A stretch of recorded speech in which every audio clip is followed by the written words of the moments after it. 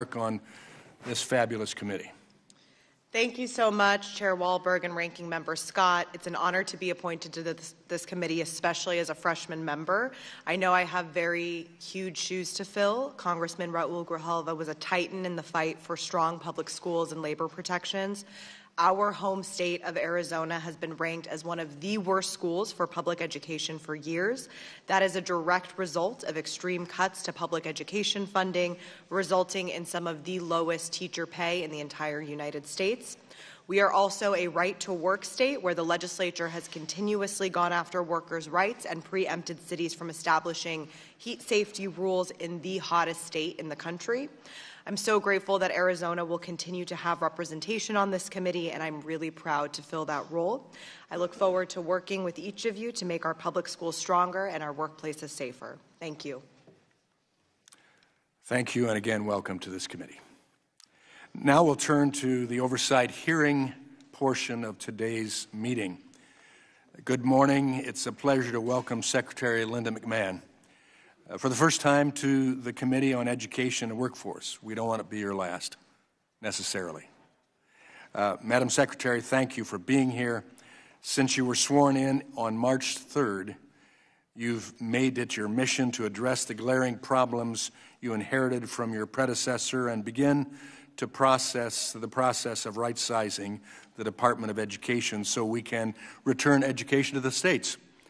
I want to address each of these core parts of your mission in turn. First, the glaring problem at the K-12 level. Less than 1/3 of the 8th graders in America can read or do math at grade level. To put that into perspective, if the nation's report card were an actual report card, a 100% improvement on the next iteration of the test would still leave us with a failing grade.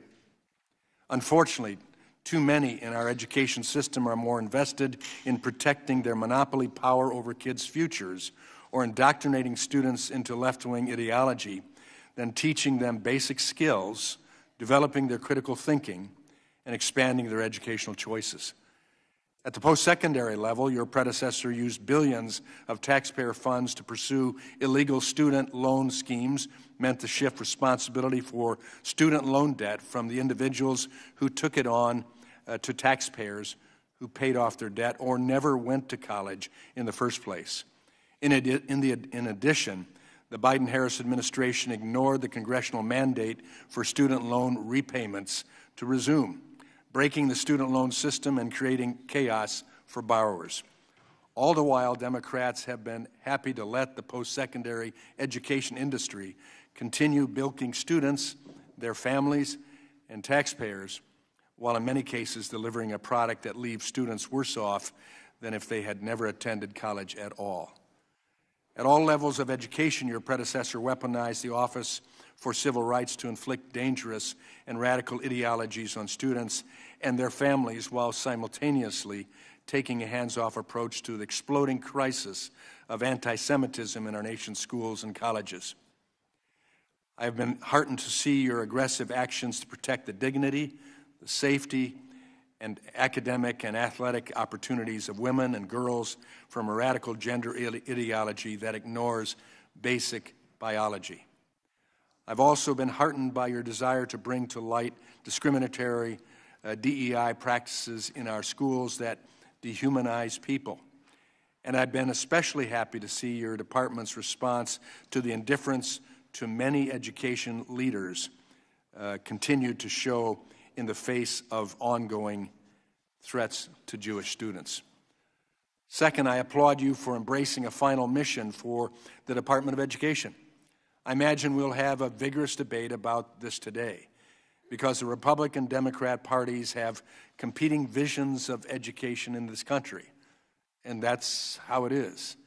There's an implication in the criticism leveled at you, Madam Secretary, that the status quo is fine. Really, the implication is that the status quo is more than fine.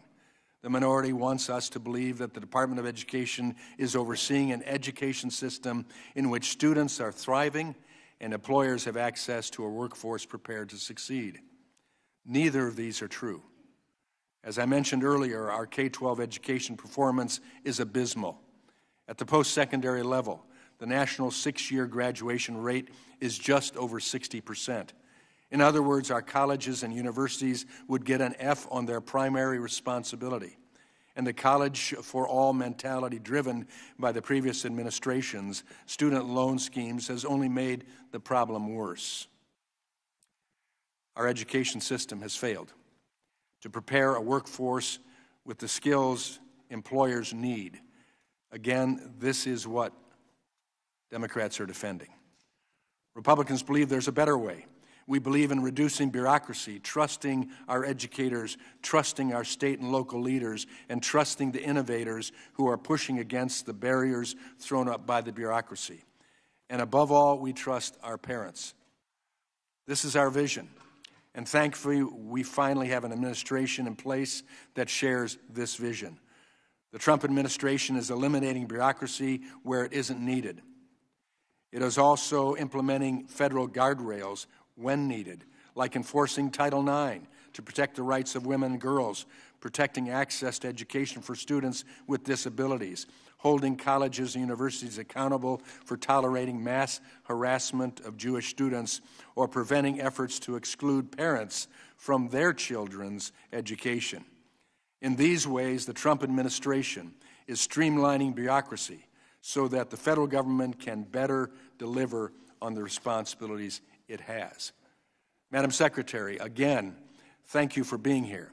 I look forward to hearing more about your plans to continue cleaning up the mess you inherited and your vision for an education system that puts students, not bureaucrats, first.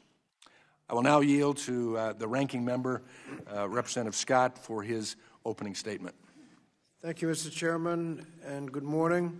I want to thank Secretary McMahon for joining us today to discuss the Department's priorities and the effect this budget will have on students, teachers, and families.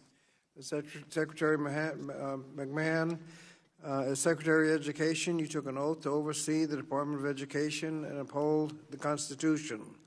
One of the missions of the Department of Education is to, quote, strengthen the federal commitment to ensuring access to equal educational opportunities for every individual. I take no pleasure in pointing out that in the months since this administration has taken office, you have been sworn in as the Department's Secretary. The actions taken by you, the unaccountable DOGE, and this administration generally have contradicted this mission. Some of the things that have happened, nearly 50% of the Department's workforce have been proposed to be fired, eliminating key roles that keep our nation's schools running and our students safe. Universities have been stripped of necessary grant funding, undermining the integrity of higher education. Support for student loan borrowers has been reduced, and the key consumer protections have been threatened. And the Department of Education is being dismantled through the elimination of programs and offices without congressional approval. Thankfully, on May 22nd, a federal judge issued a preliminary injunction and ordered the department to reinstate the previously terminated employees. During today's hearing, I expect you to share with us specifically what steps you are taking to comply with that court order.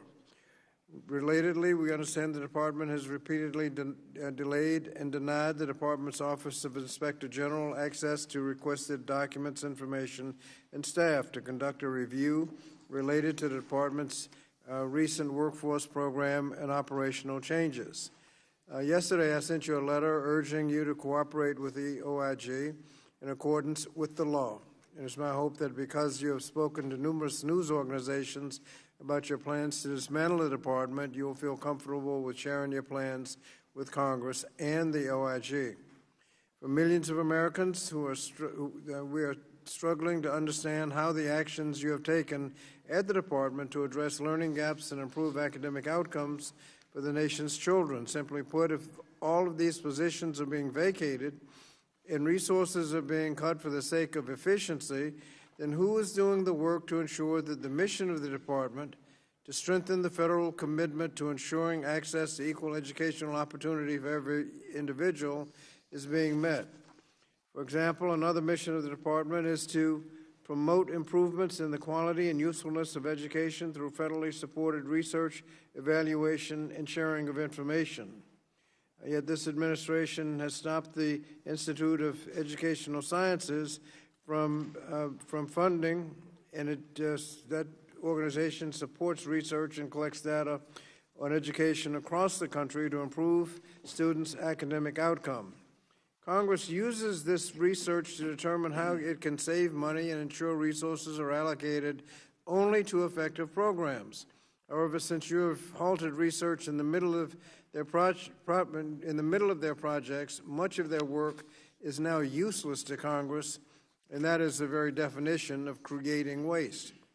Also, the Department has abdicated its responsibility to ensure that all students are afforded safe, quality, and equitable education regardless of their race, gender, immigration status, socioeconomic status, and disability status. Under your stewardship, the Office of Civil Rights is implementing a radical reinterpretation of our civil rights laws that abandons its long-standing duties to investigate, monitor, and provide resources to victims of potential civil rights violations. As a result, students and parents with open civil rights cases are now left with no recourse and no insight as to the status of their cases. We've seen valuable programs such as Teacher Quality Partnership, supporting effective educator development, and mental health grants, which have supported through the Bipartisan Safer Communities Act, canceled with no notice to states and no recourse to help support our nation's public schools. Furthermore, states are being denied reimbursement for COVID-19 related expenditures that the Department of Education had promised to pay. As this is in addition to the proposals, the Department's fiscal year 2026 budget to eliminate programs like Gear Up and TRIO, which provide support for low-income students and students with disabilities to obtain high school diplomas and prepare them for post-secondary education. There's also the matter of many red states calling for education block grants, a regressive and illegal proposal that would make it virtually impossible for the federal government to hold states accountable for providing all students with a high-quality education free from discrimination.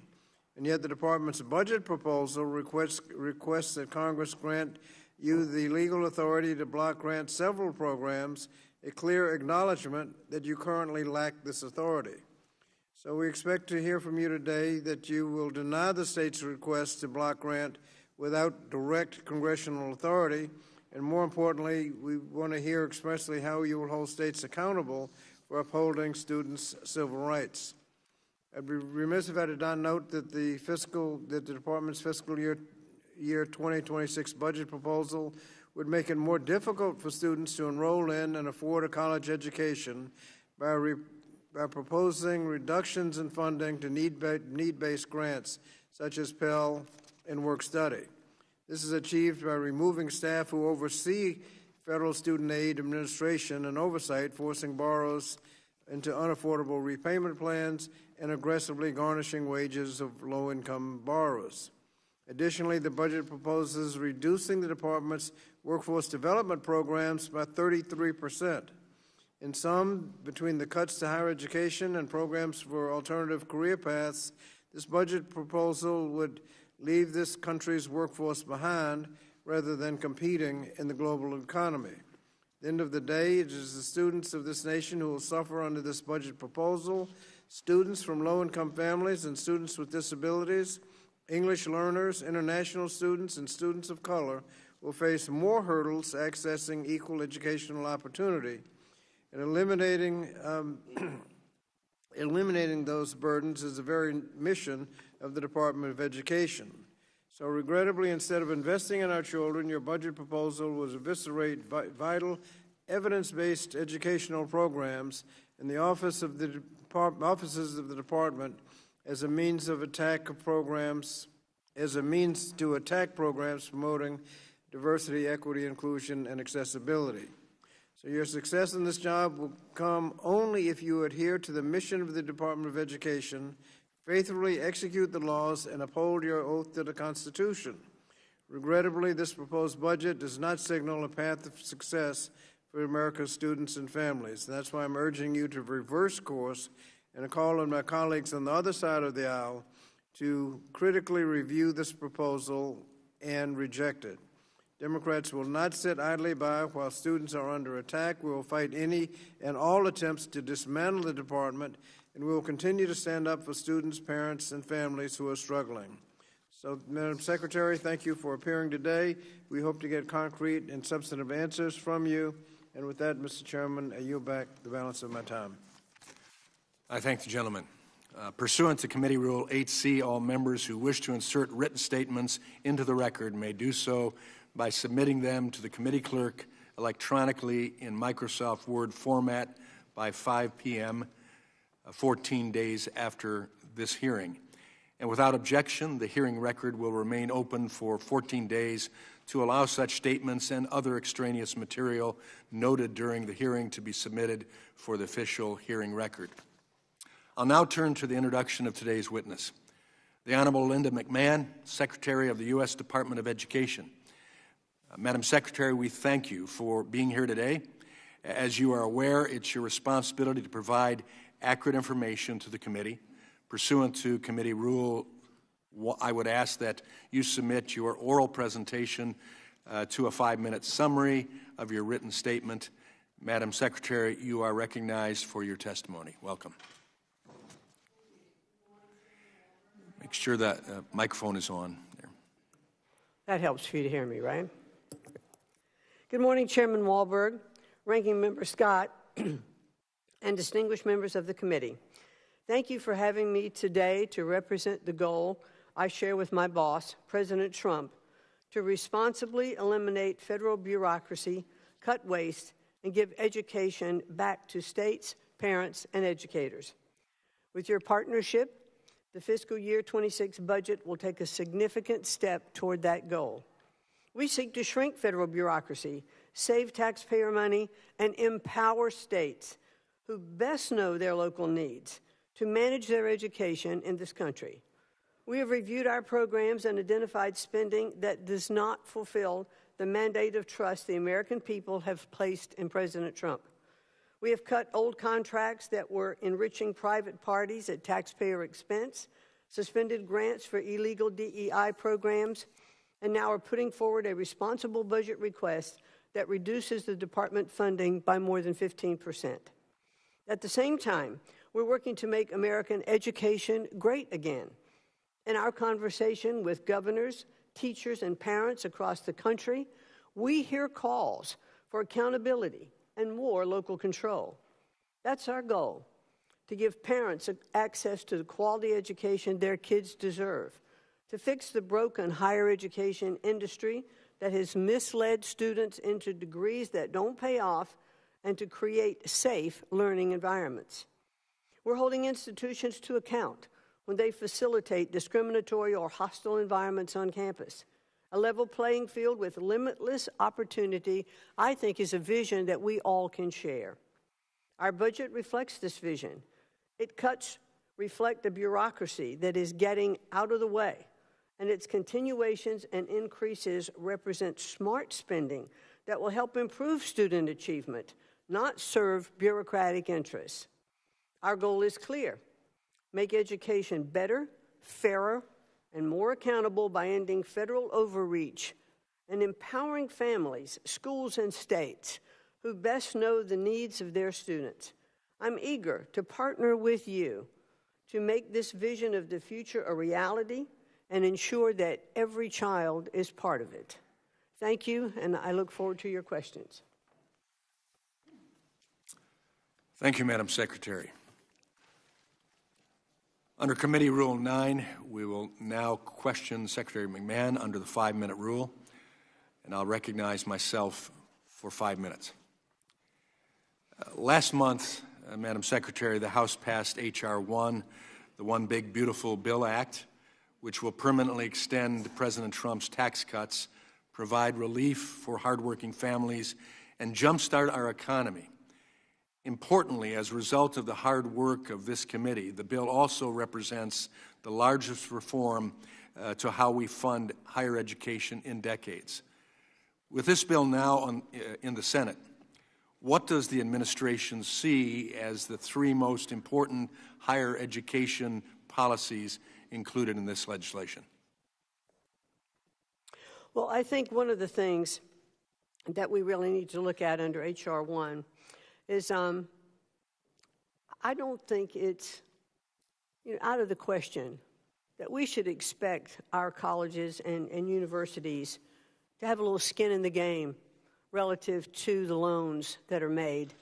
When these colleges and universities set their fees of attendance, et cetera, and loans are gotten relative to that, those students who are applying for those loans are expecting to get a return on that investment, and those parents who are backing that.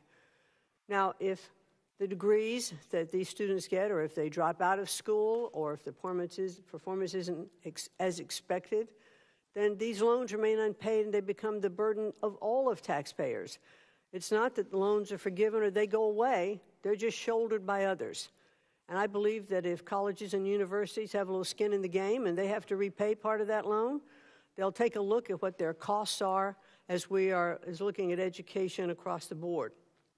I think we also ought to look at our simplification of the student loan and repayment program system to discourage institutions from raising tuition costs just because they know the federal government will make the loan.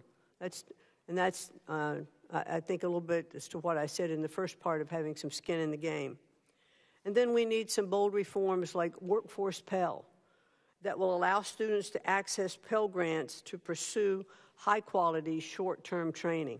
As you mentioned, I think in your opening remarks, Mr. Chairman, we talked about our workforce shortage. We have 8 million openings, and we are not training our skilled workforce to fulfill these openings. Yeah, key points of our bill. Secretary McMahon, since the heinous attack on Israel on October 7th, anti-Semitism has raised its horrific head all across this country, and especially on many of our prestigious college campuses and others. They continue, sadly, to this very day. The past administration had a lot of resolutions put forward, but toothless efforts to inhibit those type of things taking place under the guise of First Amendment liberties and free speech, which they weren't. Thankfully, your approach has been completely different since you took office. Can you talk about your department's strategy for holding colleges accountable for their unwillingness to tackle anti-Semitism on their campuses? Well, one of President Trump's campaign promises was that he was not going to tolerate anti-Semitism attacks on college campuses and universities, and he's clearly fulfilling that promise. We first took a look at Columbia University because they've been covered very thoroughly by the media. I mean, when you see students barricaded in a library and other students on the outside pounding on glass walls, yelling, "Death to Israel, death to USA," we know that that's not a safe environment for students.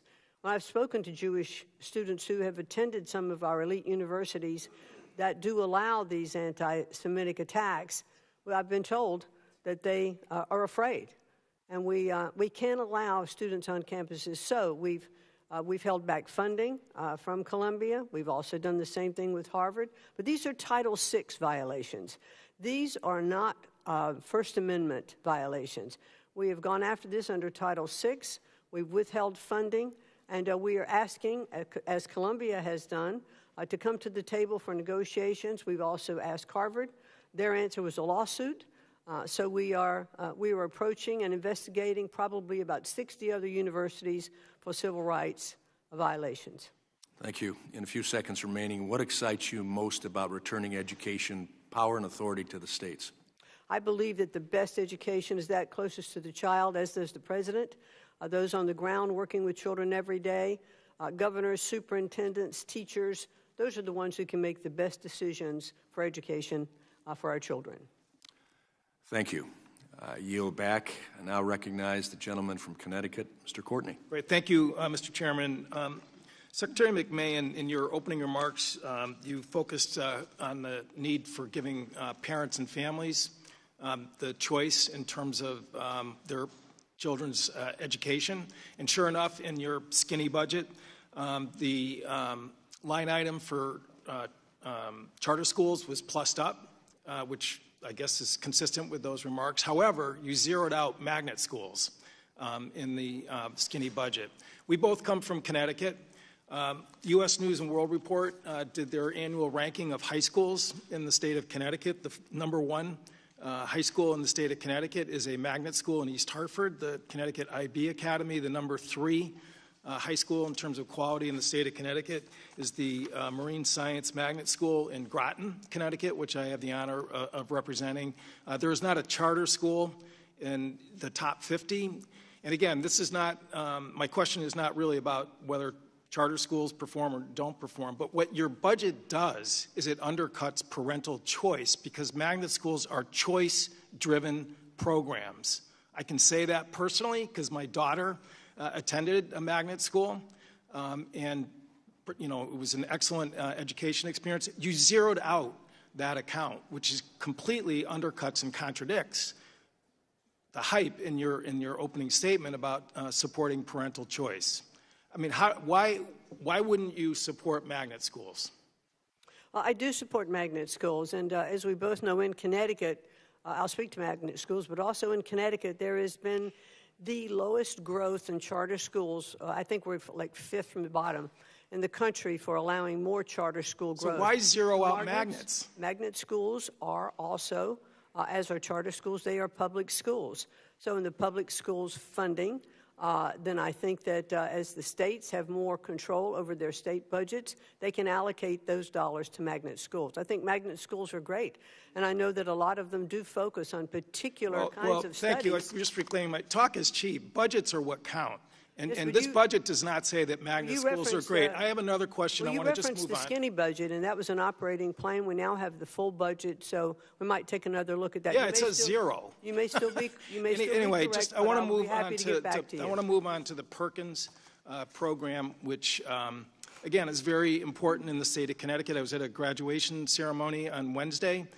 In Groton, where 170 high schoolers were given job offers by Electric Boat Shipyard because of Perkins Grants funded programs, both in tech schools and comprehensive high schools in welding, metal trades. The hype, again, from this administration is that they're going to support trades schools, but looking at your budget, again, it's a 0 increase in the Perkins line item, which I guess could have been worse. You could have cut it. In terms of the program, but in terms of meeting the moment of job openings, which you mentioned in your opening remarks, and certainly we have huge job openings in southeastern Connecticut, this budget does not match the rhetoric in terms of trade schools or the trades. What I want to ask you is that, we're trying to figure out in terms of just the interaction between job training programs at the Department of Labor and Perkins Grant program. And can you tell me, again, whether or not it is your intention to move the Office of Career, Technical, and Adult Education to the Department of Labor? Well, thank you for that question, Representative. I can tell you that one of the executive orders from the President was that the Commerce Department, Department of Labor, and Department of Education should coordinate and look at workforce programs. There were over 43 different workforce development programs across all of the agencies. Is certainly inefficient in operation. So I've had many discussions with Commerce. I've had many discussions with the Secretary of Labor, and I think there are opportunities to move some of those programs. Well, in your discussions, I would hope you would note the fact that it's in statute that office is in the Department of Education. Perkins was enacted after the Department of Education was created. It is housed in the Department of Education, and we are going to be watching very closely in terms of whether or not there's a move made that violates that law. I also would just note in closing, the adult education line item was zeroed out, which is just stunning. I mean, this is a program that allows adult learners to get a second chance in life, because some people who didn't complete high school on time, and also immigrants who, again, want to get the literacy skills so that they can get naturalized as citizens. I was invited to speak at an adult education graduation ceremony in Vernon Friday night, and again, it's pretty sad to be able to bring news from Washington that the Secretary of Education doesn't support adult education. With that, I yield back. I thank the gentleman. I now recognize the Chairman Emeritus, the gentlelady from North Carolina, Ms. Fox. Thank you very much, Mr. Chairman, and thank you, Madam Secretary, for being here and being willing to take on the challenges that you are taking on with the department. Madam Secretary, Parent Plus loans were created by Congress in 1980 to help middle and upper income families access additional funds they might need to make tuition payments for their undergraduate children. It was never intended to be the predominant source of funding for college, but since the limits on how much could be borrowed were eliminated in the early 1990s, the program has turned into the funding of first resort for too many American families, including those who have no ability to repay the large loan amounts that the government makes available. Indeed, the former president and CEO of the Thurgood Marshall College Fund called the program a ticking time bomb. Politico called it the government's predatory lending program, and the Georgetown Law Center on Poverty and Equality said the program imposes serious risk, including crushing unrepayable debt. And for black families in particular, Parent Plus loans too often have the ability to be debilitating, as noted by a senior vice president at the United Negro College Fund. Recognizing this, the Student Success and Taxpayer Protection Plan, which was included in the One Big Beautiful Bill and is awaiting action in the Senate, established a lifetime cap of $50,000 to protect families from overborrowing under the Parent Plus program, and couple this with additional borrowing flexibility through lower interest Stafford loans. What's the administration's view of the need to put limits on how much parents can borrow under the federal loan programs like Parent Plus program?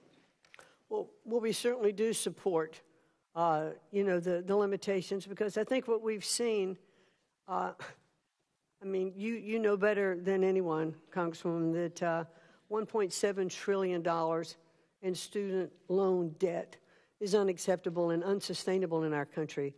And when colleges and universities can absolutely set the limit on loans of attendance, and the government will loan that amount, that is just leading to more and more debt. And we have to put some caps. We have to put things in place. And I applaud all the many efforts that you have undertaken to reduce the cost of college. Thank you very much. Madam Secretary, each year the federal government provides over $100 billion in grants and loans through the federal financial aid programs without any accountability as to whether these dollars leave students better off. Indeed, studies show that 1/3 of students are enrolled in programs that have a negative return on investment, meaning those programs leave students financially worse off than if they had never enrolled in college in the first place. In your view, is it necessary that Congress address the lack of accountability in post-secondary education? Yes, I do think, and as I mentioned a little earlier, I do think that colleges and universities should have some skin in the game for programs that they are offering that can't possibly be repaid. But one of the things I think it is really important, if I may, is to say that I believe that there should be more education for parents and students in advance of borrowing. One of the things that we are undertaking, it's not in place yet, but we are looking at it, is in the FAFSA application of having information that says, if you were borrowing this much money and you want to attend X university, this is the amount of money that you could earn with having this degree. So take a look at universities across the country and what the mean amount is to take that course. Is this the university you want to go to, or would you go to another one? Because now you can see exactly what kind of jeopardy, if you will, or what kind of debt you're going to owe and be able to repay. And I think that's really important. I agree completely with you.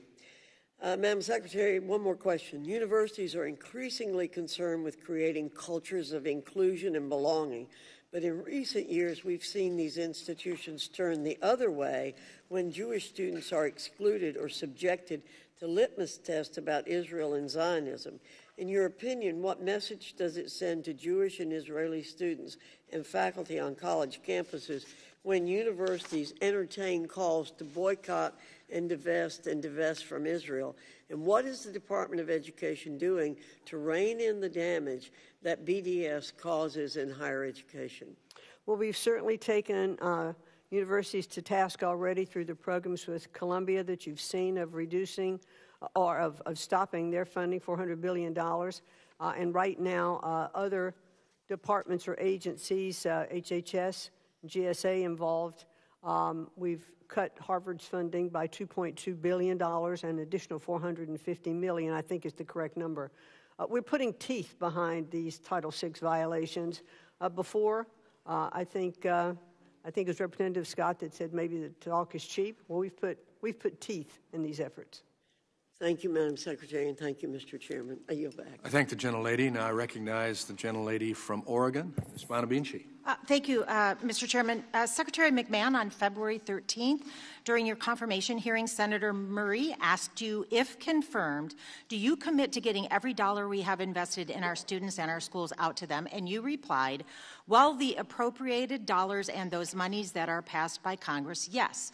And Senator also Brooks asked you whether you would support any directive from the President to freeze funds that have been appropriated by Congress, and you responded, if they have been appropriated by Congress, those funds should be disseminated. Yet you stood by as Elon Musk's Department of Government Efficiency froze or terminated more than $1 billion in congressionally directed federal grants at the Department of Education, and you've made no attempts to reinstate those funds. So, Secretary McMahon, were you not being truthful when you were testified in the Senate? And if you were being truthful, what is your plan to immediately reinstate these funds?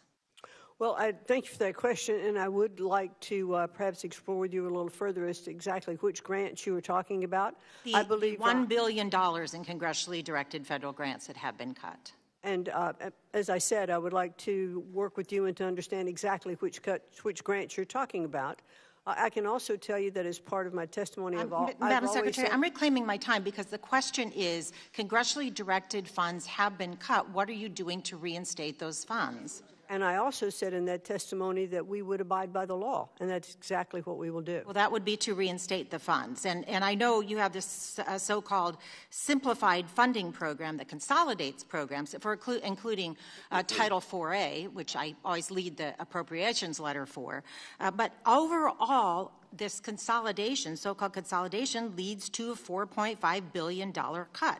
So that makes your statement untruthful if you're not doing anything to restore those funds. With regard to Title IV-A, can you name one of the major categories in Title IV-A where cuts will lead to a well-rounded education or world-class education, as you state? Let me respond to one other thing that you asked before. And when you were talking about the cuts of $4.5 billion, along with that cut goes a great reduction in the cost of regulatory compliance. Madam Secretary, I need to reclaim my time because I want you to answer the question about which category in 4A where cutting will lead to a world-class education. I'm certainly going to answer your question, but also I think it's important for this committee and for taxpayers to understand that when we cut red tape for regulations... I understand, Madam Secretary. I have to reclaim my time because you're not answering my question. Well, I'm trying to answer your question. The cuts have happened, and as Secretary of Education, your job is to faithfully execute the law. Correct. And if you can't do that, you shouldn't be in this job. I have another question for you. Since you've been in office, you've violated or stated your intention to violate several major federal laws that have been enacted by Congress. And one of them I want to talk about is the Education Sciences Reform Act. So that's what I'll focus on. Congress enacted the law more than 20 years ago and created the Institute of Education Sciences. IES provides evidence-based data to improve student outcomes and support teachers. But the Trump administration unilaterally canceled more than $900 million in IES grant funding and reduced IES staff from 175 to fewer than 20 employees, a reduction of about 90%. So, Secretary McMahon, what statute authorizes you to unilaterally dismantle an office Congress created? What we have done to the benefit of those grants is to, well, first of all, let me say that there are a lot of contracts that are done in IES. So none of those contracted services have been affected. And also, what is part of IES and the funding you're talking about are for NAEP, and the NAEP program is already in place for the next 5 years. However, we did renegotiate that contract and save $540 billion. And you could do that with fewer than 20 employees, is what you're saying? We are doing it because we are able to continue doing what we do because the contracted services which are still in place have not been affected. Yeah, it's hard to believe that you can meet the statutory obligations without money or adequate staff. What do the NAEP scores show when disaggregated by income, by the way? I beg your pardon? What do the NAEP scores show when disaggregated by income? When disaggregated, I don't understand the question. okay, well, maybe you should look at the NAEP scores, because what they say, you and the chairman and a lot of members of this committee use the NAEP scores to talk about how education is doing. What we really need to look at is how we address low-income students. Oh, okay, you're talking about performance and achievement gaps. Okay, I get it now. Yes. Okay. Well, NAEP scores, I think, continually show what we all know to be true, I think. I've looked at it in my state of Connecticut. It's one of the things that first got me into government. I looked at the achievement gaps, and that's what I wanted to make sure that we were servicing. And as my time expires, Madam Secretary, what they show is that we need to have investments to help our low-income students succeed, and you are cutting those investments. And I ran for Congress because I wanted to make public education better, but not just for a few, not just those who are worthy of private dollars, and not just those in wealthy neighborhoods, but every single student. As Secretary of Education, I hope you would have the same goal. I do, and thank you. Gentlelady's time has expired. I now recognize the gentleman from South Carolina, Mr. Wilson. Thank you very much, Chairman Tim Walberg, for your great leadership on behalf of the American people. And gosh, thank you, Madam Secretary, for your vision and courage to promote local school control of education for parents, for students, for teachers. And Washington is not all wise, and the local elected school boards should be where power is exhibited and where people know better about the local communities, and it should be devolved to them. Additionally, I want to thank you and President Trump. You're successfully empowering American citizens, not big government.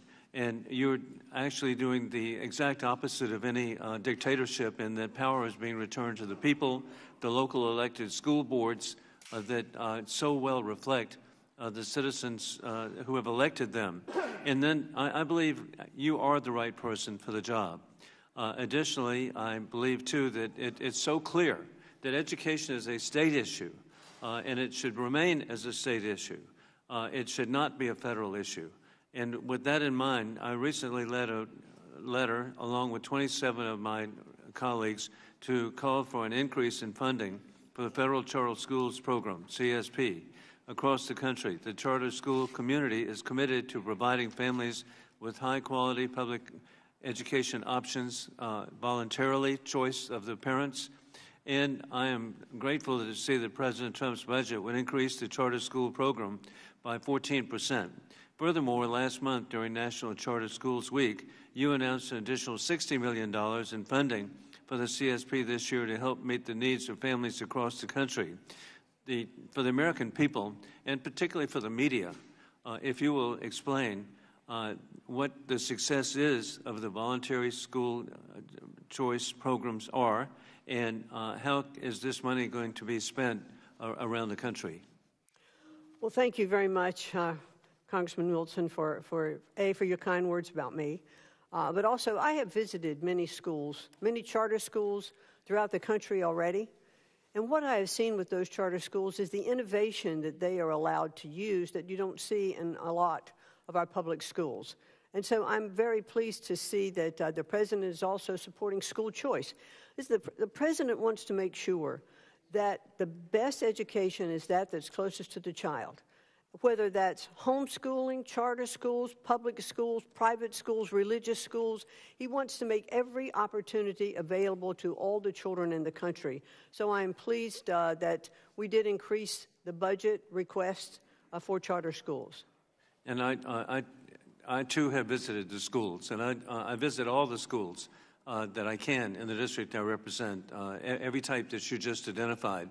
And I hope the media will go by and visit a charter school and see how positive they are, and find out how the students are doing so well. And they're voluntary. It's what, and it's not for everyone, but where it is, the media, it would be nice for them, as they're doing investigative reporting, to look into truly not just the viewpoint of the teachers union, but what's really happening in America. Along with that, Secretary McMahon, I'm really concerned that we have adversaries, war criminal Putin, we have the Chinese Communist Party, we have the dictatorship in Tehran, are targeting our universities and colleges. What can we do, again, to stop their inroads? And it's already been successful removing Confucius Institutes, which are a branch of the Communist Party. Chinese Communist Party. So what more can be done to promote freedom and democracy instead of totalitarianism? Well, I think we've certainly seen, in fact, one of the requirements we had of Harvard was that they, or one of the questions we had of Harvard is, how are they vetting their students that come internationally? How are they vetting their teachers, their professors who come internationally? Do they have ideological backgrounds that are contrary to the United States government? We also, I heard this morning on the news that there was a student from China, I think it was discovered in July, that had fungus spores in a backpack from China that he brought to the University of Michigan. Now, we have to make sure that we stop that, because this can be an attack on our food supply, an attack on our, our total population. So these are incredibly important things, and the State Department is looking at visas, canceling them, making sure that the students who are here in the best interest of the United States. And thank you for promoting free speech, and also international students who want to come and learn and be positive, but also understand that there may be agents of foreign countries coming to our country. I yield back. I thank the gentleman, and I recognize the gentleman and teacher from California, Mr. Paticano. Thank you, Mr. Chairman. Thank you for being here, Madam Secretary. Good to see you again. Let's get right to it. Madam Secretary, do you believe that the federal government is legally or constitutionally permitted to punish a private entity for having a different viewpoint than the administration? What do you mean by that? Well, does the government have the power, or legally, or is it legal or constitutional for you, the Secretary, to punish a private entity for having a different viewpoint than the administration? I don't know what you mean by punish. Can you be more specific? Well, let's move on. Apparently, I don't want to get into this back and forth on this. Let me say, this poster here, you gave an interview on CNBC on May 28th, and discussing the cancellation of Harvard University's federal funding, grants, and contracts. And you said, and I quote, "Universities should continue to be able to do research as long as they're abiding by the laws and in sync, I think, with the administration and what I think the administration is trying to accomplish." So what you're saying, you're saying Harvard can have its funding and its international students back if and when it teaches what the Trump administration demands.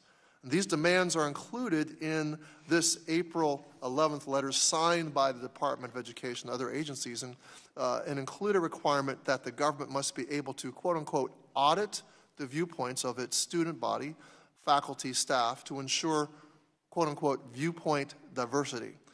I ask unanimous consent to submit this letter for the record. Without objection, it will be submitted. And it says, I quote in the letter, quote, "Harvard must abolish all criteria, preferences, and practices through its admissions and hiring practices that function as ideological litmus tests," end quote. Now, Madam Secretary, what are the limits of this viewpoint diversity that the administration is trying to enforce? Under these demands, for example, would the Harvard government department be compelled to hire faculty that believe the 2020 election was stolen? I believe that there are rights to freedom of speech, but on campuses and universities of colleges and universities across the country, freedom of speech should be allowed. There should be open debate. There should be different viewpoints. But I'm not asking you a question about freedom of speech here, Madam Secretary. I'm asking you about the limits of viewpoint diversity cited in this letter. You demand that Harvard would be compelled to hire faculty. Well, you're saying that there has to be viewpoint diversity. I'm just asking you, would the government department be compelled to hire faculty that believe the 2020 election was stolen? As an example of viewpoint diversity. However, one of the things that Harvard Crimson, and by its own... Okay, I think you don't really have an answer, so I'm going to move on to other questions. Maybe we can clarify by other questions. Would viewpoint diversity mean, for example, Madam Secretary, reclaiming my time, Madam Secretary, Different Secretary, would the Harvard Medical School, who is looking to hire an immunologist, would that person need to adhere to HHS Secretary Kennedy's view on the efficacy of vaccines? Listen, we all know that we should have our universities look at what all the programs are. I don't think you really thought through this viewpoint diversity issue. That you're trying to put forth is a false narrative. Okay. And the funding is a privilege. Madam Secretary, reclaim my time. Does refusing to hire a Holocaust denier as a member of Harvard's history department faculty count as an ideological litmus test? I believe that there should be diversity of viewpoints relative to teachings and opinions on campuses. But what about this situation of Harvard's history department, and they're looking for another department member? Would being a Holocaust denier count? Well, I do know that Harvard did replace its head of Middle Eastern Studies even before we looked at it because they believed that they needed to make changes already. Okay, can you explain to me how cutting funding to improve, cutting funding to cancer research, which may save the lives of children, will help Jewish students on campus? Well, we had to put some teeth in the anti-Semitism studies, so we used, that actually didn't come from the Department of Education, that came from HHS. So therefore, Harvard had indicated that it might even take from its endowment, which is $53 billion, some funds to continue that research, and I think that might have been a really good use for some of those funds. Well, I think it's pretty clear you haven't really thought through this whole viewpoint. Well, you wouldn't know because you haven't allowed me to answer my questions, but thank you. Well, I think you were showing that you couldn't really answer the questions. The gentleman's time has expired. I yield back. I thank the gentleman. Now I recognize the gentleman from Wisconsin, Mr. Grothman. Yeah, first of all, I'd like to comment on a statement made by our newest member here. In Wisconsin, I felt one of the things we did to improve education the most is stand up to the teachers union and allow some of the worst teachers to be let go. And I think it's disappointing we have people who think the key to improving education is unionizing the schools, and unionizing the schools inevitably means you can't get rid of the worst teachers. So just a little bit my personal experience in Wisconsin. Second thing, people here mention the GED. And at least in Wisconsin, we weren't allowed, even as a state legislator, to see the GED.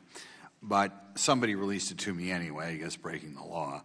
And I was shocked at how easy those tests were. It was almost comical. I'm going to ask you, will you do what you can to, at least for some states, I don't know if it's a nationwide thing or a state-by-state thing, release some of these GED exams, even if they're 4 or 5 years old, so the public can see what they mean? Well, thank you for your question. I'm not sure that's under my jurisdiction, but I would like to look into it and get back to you on that. Okay. Next thing, just covering workforce Pell just a second. I know it sounds good. At least in Wisconsin, when I talked to trucking firms, I toured a manufacturer last week who was paying for the tech school degrees for its employees even before the people were employed there.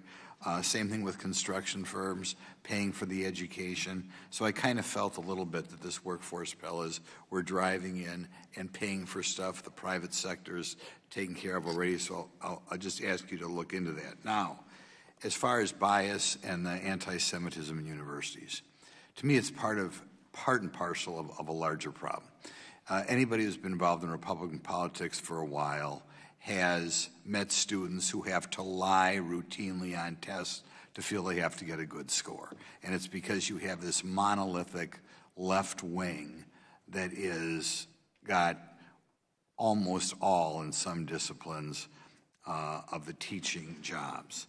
And, and to me, this anti-Semitism is increasingly part of the left wing zeitgeist that's everywhere in the universities, global warming, greatly exaggerated amount of bias in the universities, that sort of thing. What do you think, and I honestly don't know the answer to this, what do you think we can do about the overwhelming left-wing bias in so many disciplines at the universities? Well, I think that's one of the things that I've been talking about is doing some vetting on how the courses are being taught and to make sure that we have, equal and diverse viewpoints. I mean, when Harvard will, through its own Harvard Crimson, say that only 3% of the faculty are conservative, I don't think we have diversity of viewpoints in that case. And even in hiring, we're looking at Harvard. Harvard had the standard case. It was students versus Harvard. Thank you. It was Harvard's not hiring, through merit.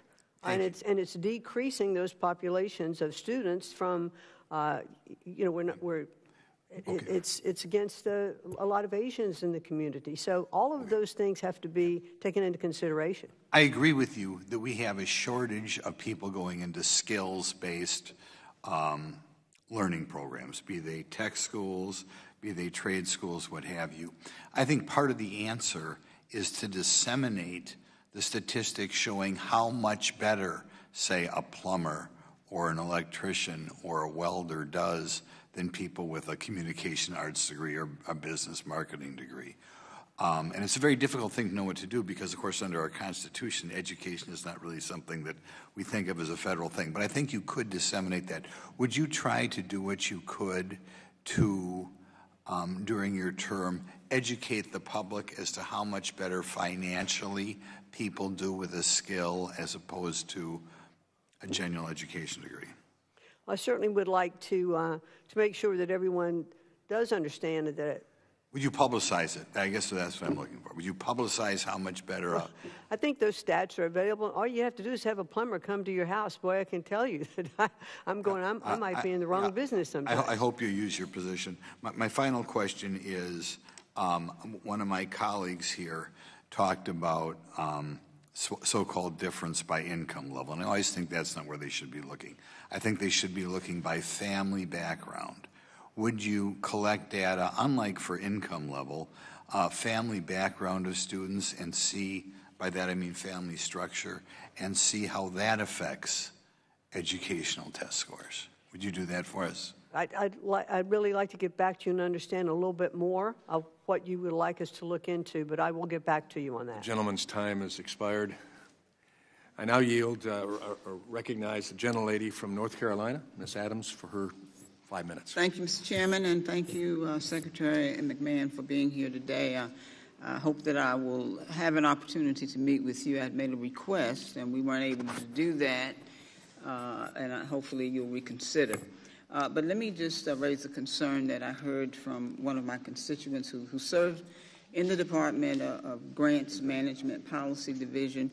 Their entire unit received a RIF notice in March.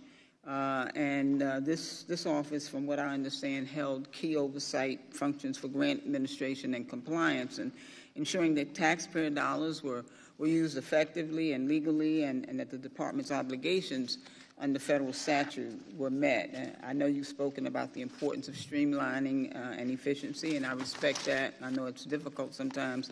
But let me ask if you can speak to the department's plan for transitioning this critical compliance work moving forward, and how you are ensuring that core responsibilities around federal grant oversight, training, and legal compliance are still being fulfilled.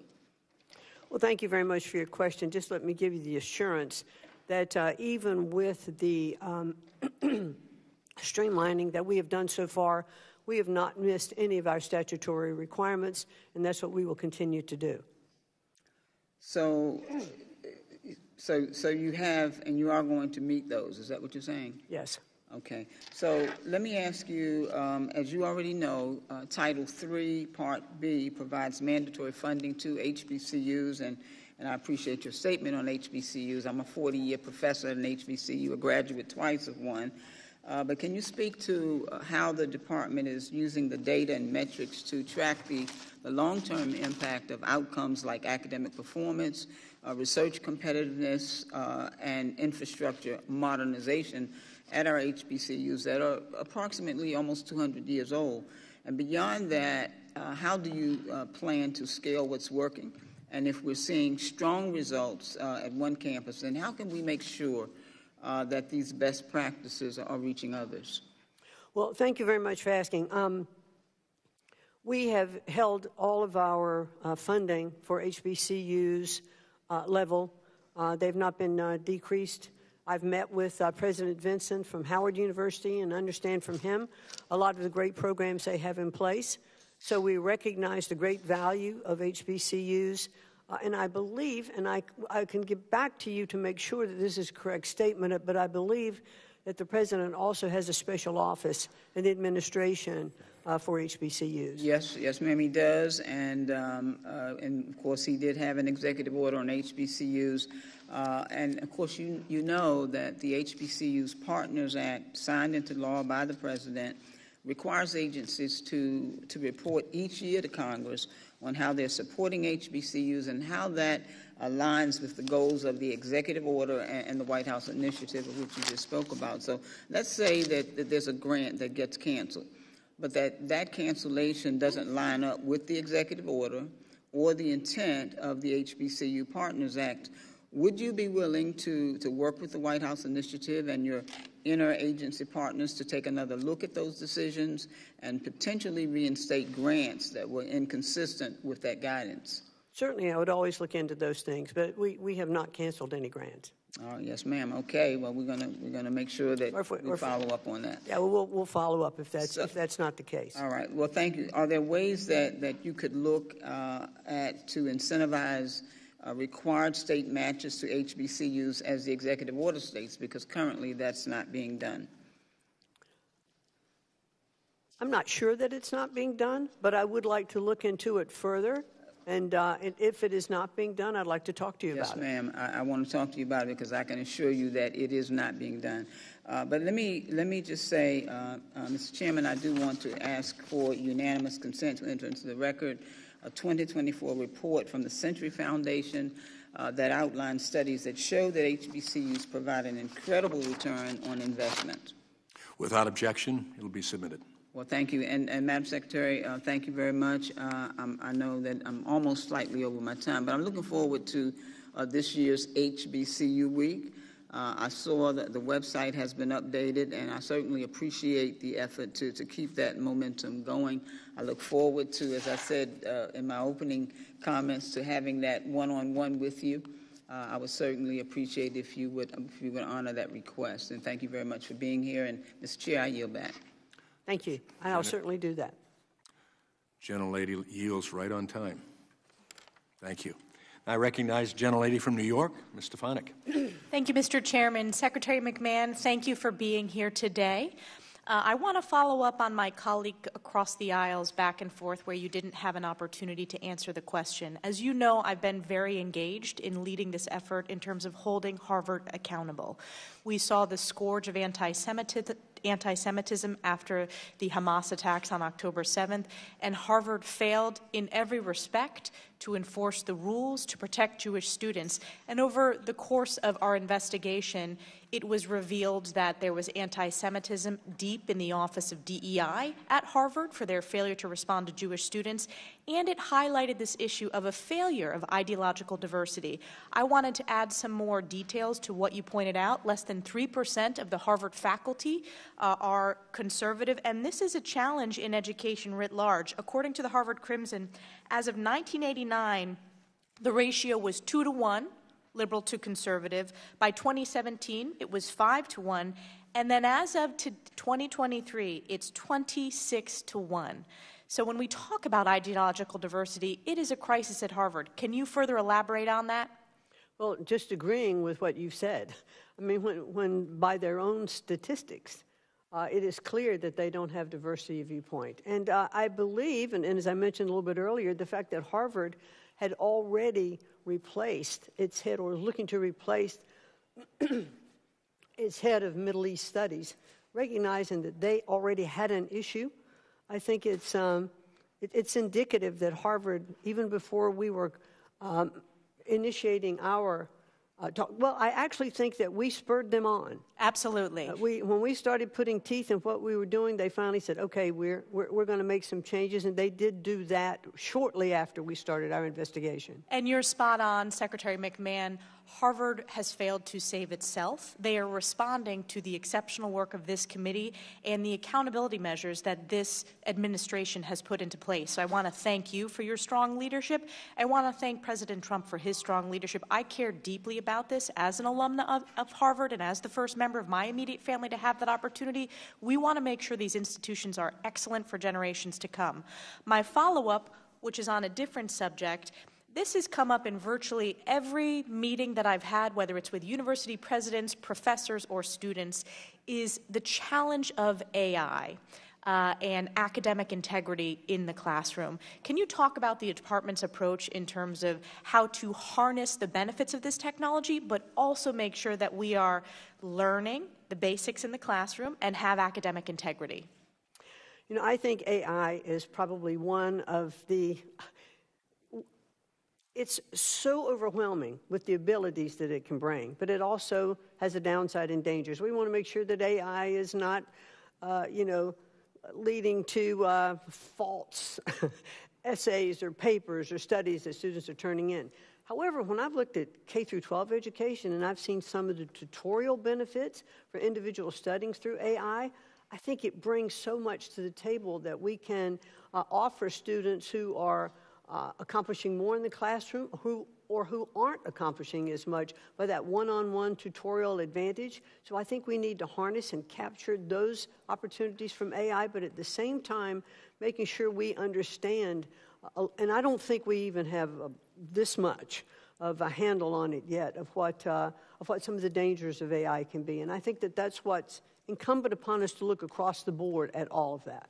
Well, thank you for that. And my last question, and this is primarily for K through 12, and I think about this both as a policymaker, but as a mom, as my young 3-year-old who is finishing pre-K 3, but screen time for our kids and the dangers of huge amounts of screen time. I want to credit my colleague Kevin Kiley, who's hosting a hearing on this next week. Can you discuss the administration and the department's approach to tackling this very concerning issue that has had huge impacts on the mental health, but also the focus of our kids?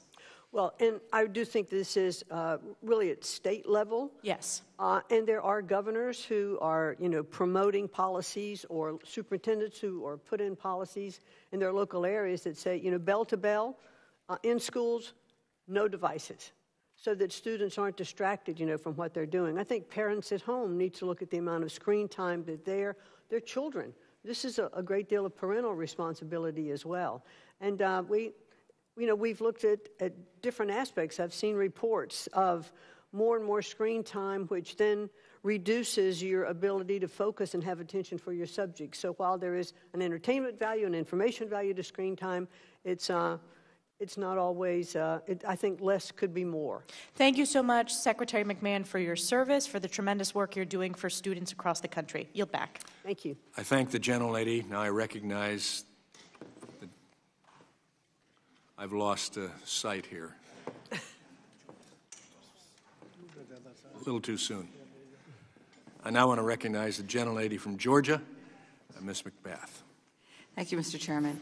And Secretary McMahon, thank you so much for being with us today. As Secretary, you have a direct authority over the cancellation of grants and contracts at the Department of Education.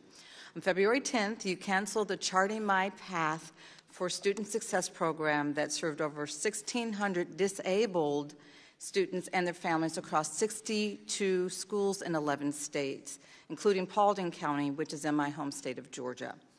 This year-round program provided support services and frequent small group sessions to ensure that physically disabled students or students with dyslexia, autism, and other disabilities, as well as their families, can meet their goals of transitioning to and succeeding in adulthood, which is really what every parent wishes for their child.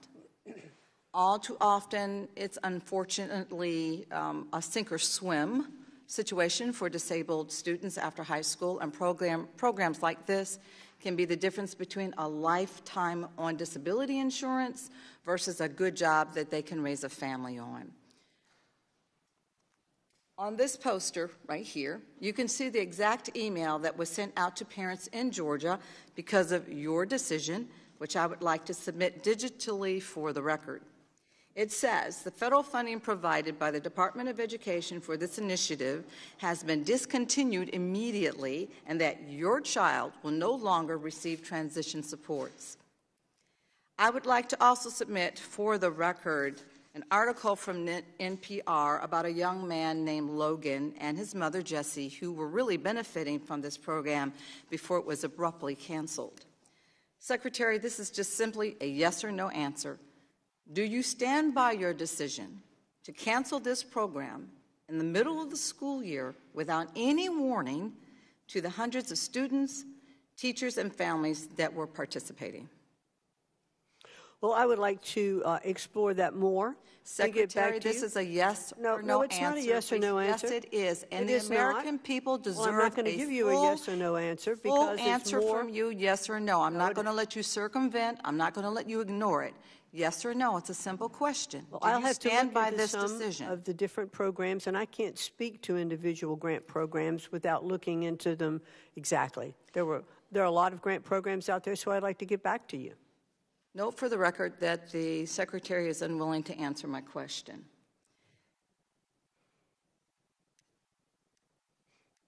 Is it clear, or do you believe that you are misleading the public regarding the actions that you and President Trump have taken to cut or cancel programs and services for disabled children and their families? You have said multiple times that disabled students will not be negatively impacted by your decisions, but they already are. Time and time again, this administration asks the American people to listen to everything that they say, but to ignore actually what they're really doing. Given our limited time, I plan to submit written questions to you and for the record to learn more about your decision and get some direct answers from these parents as to why the kids can't meet with their teachers anymore. Secretary, yes or no? Simple answer, just a direct answer. Do you believe that gun violence, the leading cause of death for children in this country, is a public health crisis? I believe that gun violence is just, we should take steps to make sure that gun violence does not happen in our schools. Is it a public health crisis to you? The American people and families want to know, do you believe that our children sitting in our classrooms should be fear of unnecessary gun violence? Most of America believes that this is a public scourge. Do you believe that gun violence poses a threat to our children while they're sitting in our classrooms? Gun violence should not be allowed anywhere, and gun violence especially should not be in our schools. I'd like to say to you, Secretary, as a mother who lost her son to unnecessary gun violence in the prime of his teenage years, your response, or basically a lack of response, is completely out of touch. Every parent, whether they send their kids to public or private school, worries about their child being killed at school. And there's a lot of data to prove that. It is an unfortunate reality that this happens every single day, but yes, this is the reality. There's something very wrong when the highest-ranking government officials responsible for the safety and education of our kids cannot claim that the leading cause of death among children is not a crisis. Every American should be deeply concerned while you remain Secretary of Education. And I hope that I'm able to get some answers in writing from you, and I yield back. I thank the gentlelady, and now I recognize the gentleman from Utah. Thank you. Madam Secretary, good seeing you again. Here.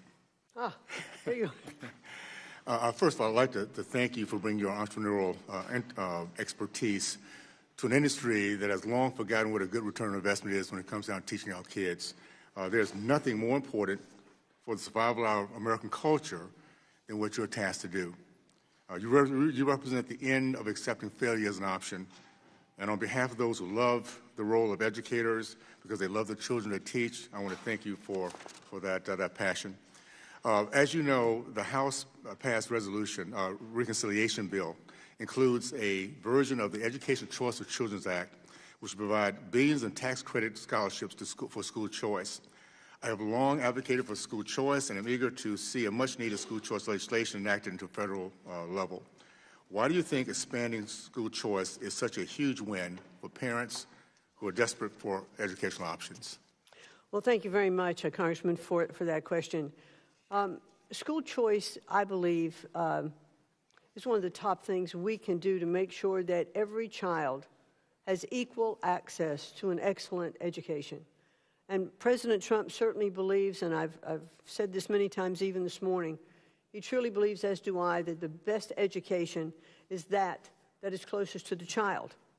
When, when we think about teachers who are with our students, our children, every single day, school superintendents and parents who should have rights over the say of the curriculum that are being taught to their children. These are all things that are part of the school choice program. The president does not believe that any child should be imprisoned, if you will, in a failing school, but should have opportunities to go to other schools. And so I'm really pleased to see that he has wanted limits or the budget's increased for our charter schools. He wants to make sure that our public schools have the best teachers, the best funding. He wants to make sure that all private schools, religious schools, and even those that are teaching their children at home with homeschooling have all the best tools available. He was embarrassed by the NAEP scores. He was embarrassed by where education levels were in our country, and he was angry.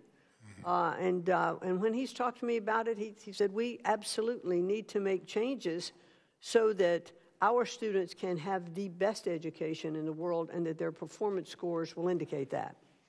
By the way, we all should be angry by what's happened to our kids today. It is a travesty.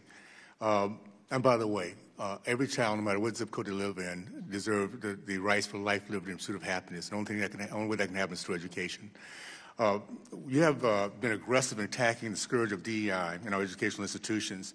This has been the root cause of anti-Semitism our children are trained to embrace. Of course, our Democratic colleagues are accused of attacking free speech, whitewashing history, and using DEI as a cover to launch a political crusade against institutions you don't like. Could you talk more about why DEI is an important civil rights issue for all students? Well, unfortunately, many of the programs of DEI did more. The title was Diversity, Equity, and Inclusion. And it did more, I think, to separate and to provide more segregation ideas because it pitted an oppressor versus oppressed ideology. Many students were taught that if you're white, you're privileged. If you're not, you should not bring that privileged group as part of what you're doing. That is exactly contrary to, I think, everything we've been trying to accomplish in our country over the years so that everyone really has equal access, equal opportunity under the law. Yesterday you had a hearing with a senator out of Rhode Island who said you are surrendering by giving the power back to the parents and the districts.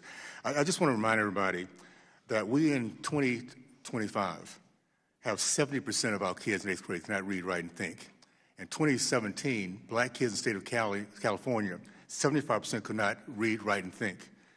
Here in Baltimore, we have zero proficiency in math for many of the schools in this district. So I think it's kind of arrogant for those bureaucrats here, politicians, who believe that we do it best for our kids, and when the parents should be at the front of that. I want to thank you and this department and this administration for understanding that the power belongs to the parents, and we're going to start producing some of the smartest, wisest, and the most hopeful students in the history of mankind. So thank you for that. I appreciate it. Now yield back. Thank you, sir. I thank the gentleman. I recognize gentlelady from Pennsylvania, Ms. Lee. Thank you, Mr. Chairman. I think that in very many ways we've been talking around a lot of the issues with this administration. So to be honest and to be very clear, I want to say that this administration has undoubtedly revived the culture of racism we haven't seen since the Jim Crow era.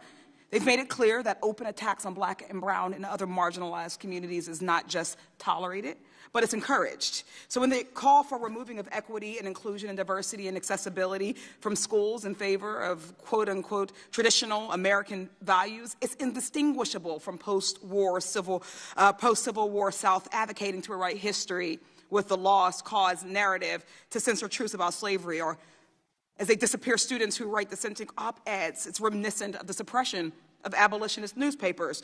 And this department's financial aid policies harken back to a time when higher education was reserved for affluent, well-connected, and predominantly white students. So I have some questions, about why this department is taking its leads from Jim Crow. Secretary McMahon, you've claimed that you want to drastically reduce the already very small federal role in education, and also that you will not cut Title I-A funding. That is still your position, correct? Correct. Thank you. I'd like a yes or no answer. Do you believe your April 3rd attempt to revoke Title I-A funding from states unless they signed a certification of compliance with your political viewpoint was consistent with giving states more control over education? There's been no reduction in funding for Title I-A. As of now. There has not been yet. But again... And it is not going forward in the budget. So you believe that that's... So you do... Okay. Yes or no? Is Title I-A funding actually secure for every school district and state that currently receives it? Or is your goal to make Title I-A conditional on states refusing to provide students of color, LGBTQA students, students with disabilities, or other marginalized students opportunities to participate in diverse, inclusive, equitable, and accessible learning environments? No, that's what I answered. 1A funding is intact. Okay.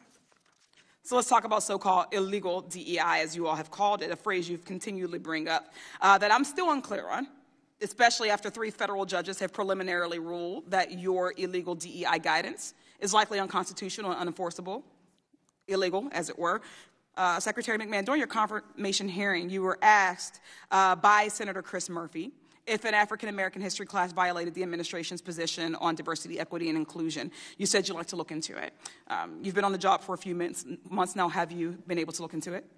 I do not think that African studies or Middle East studies or Chinese studies are part of DEI if they are taught as part of the total history package.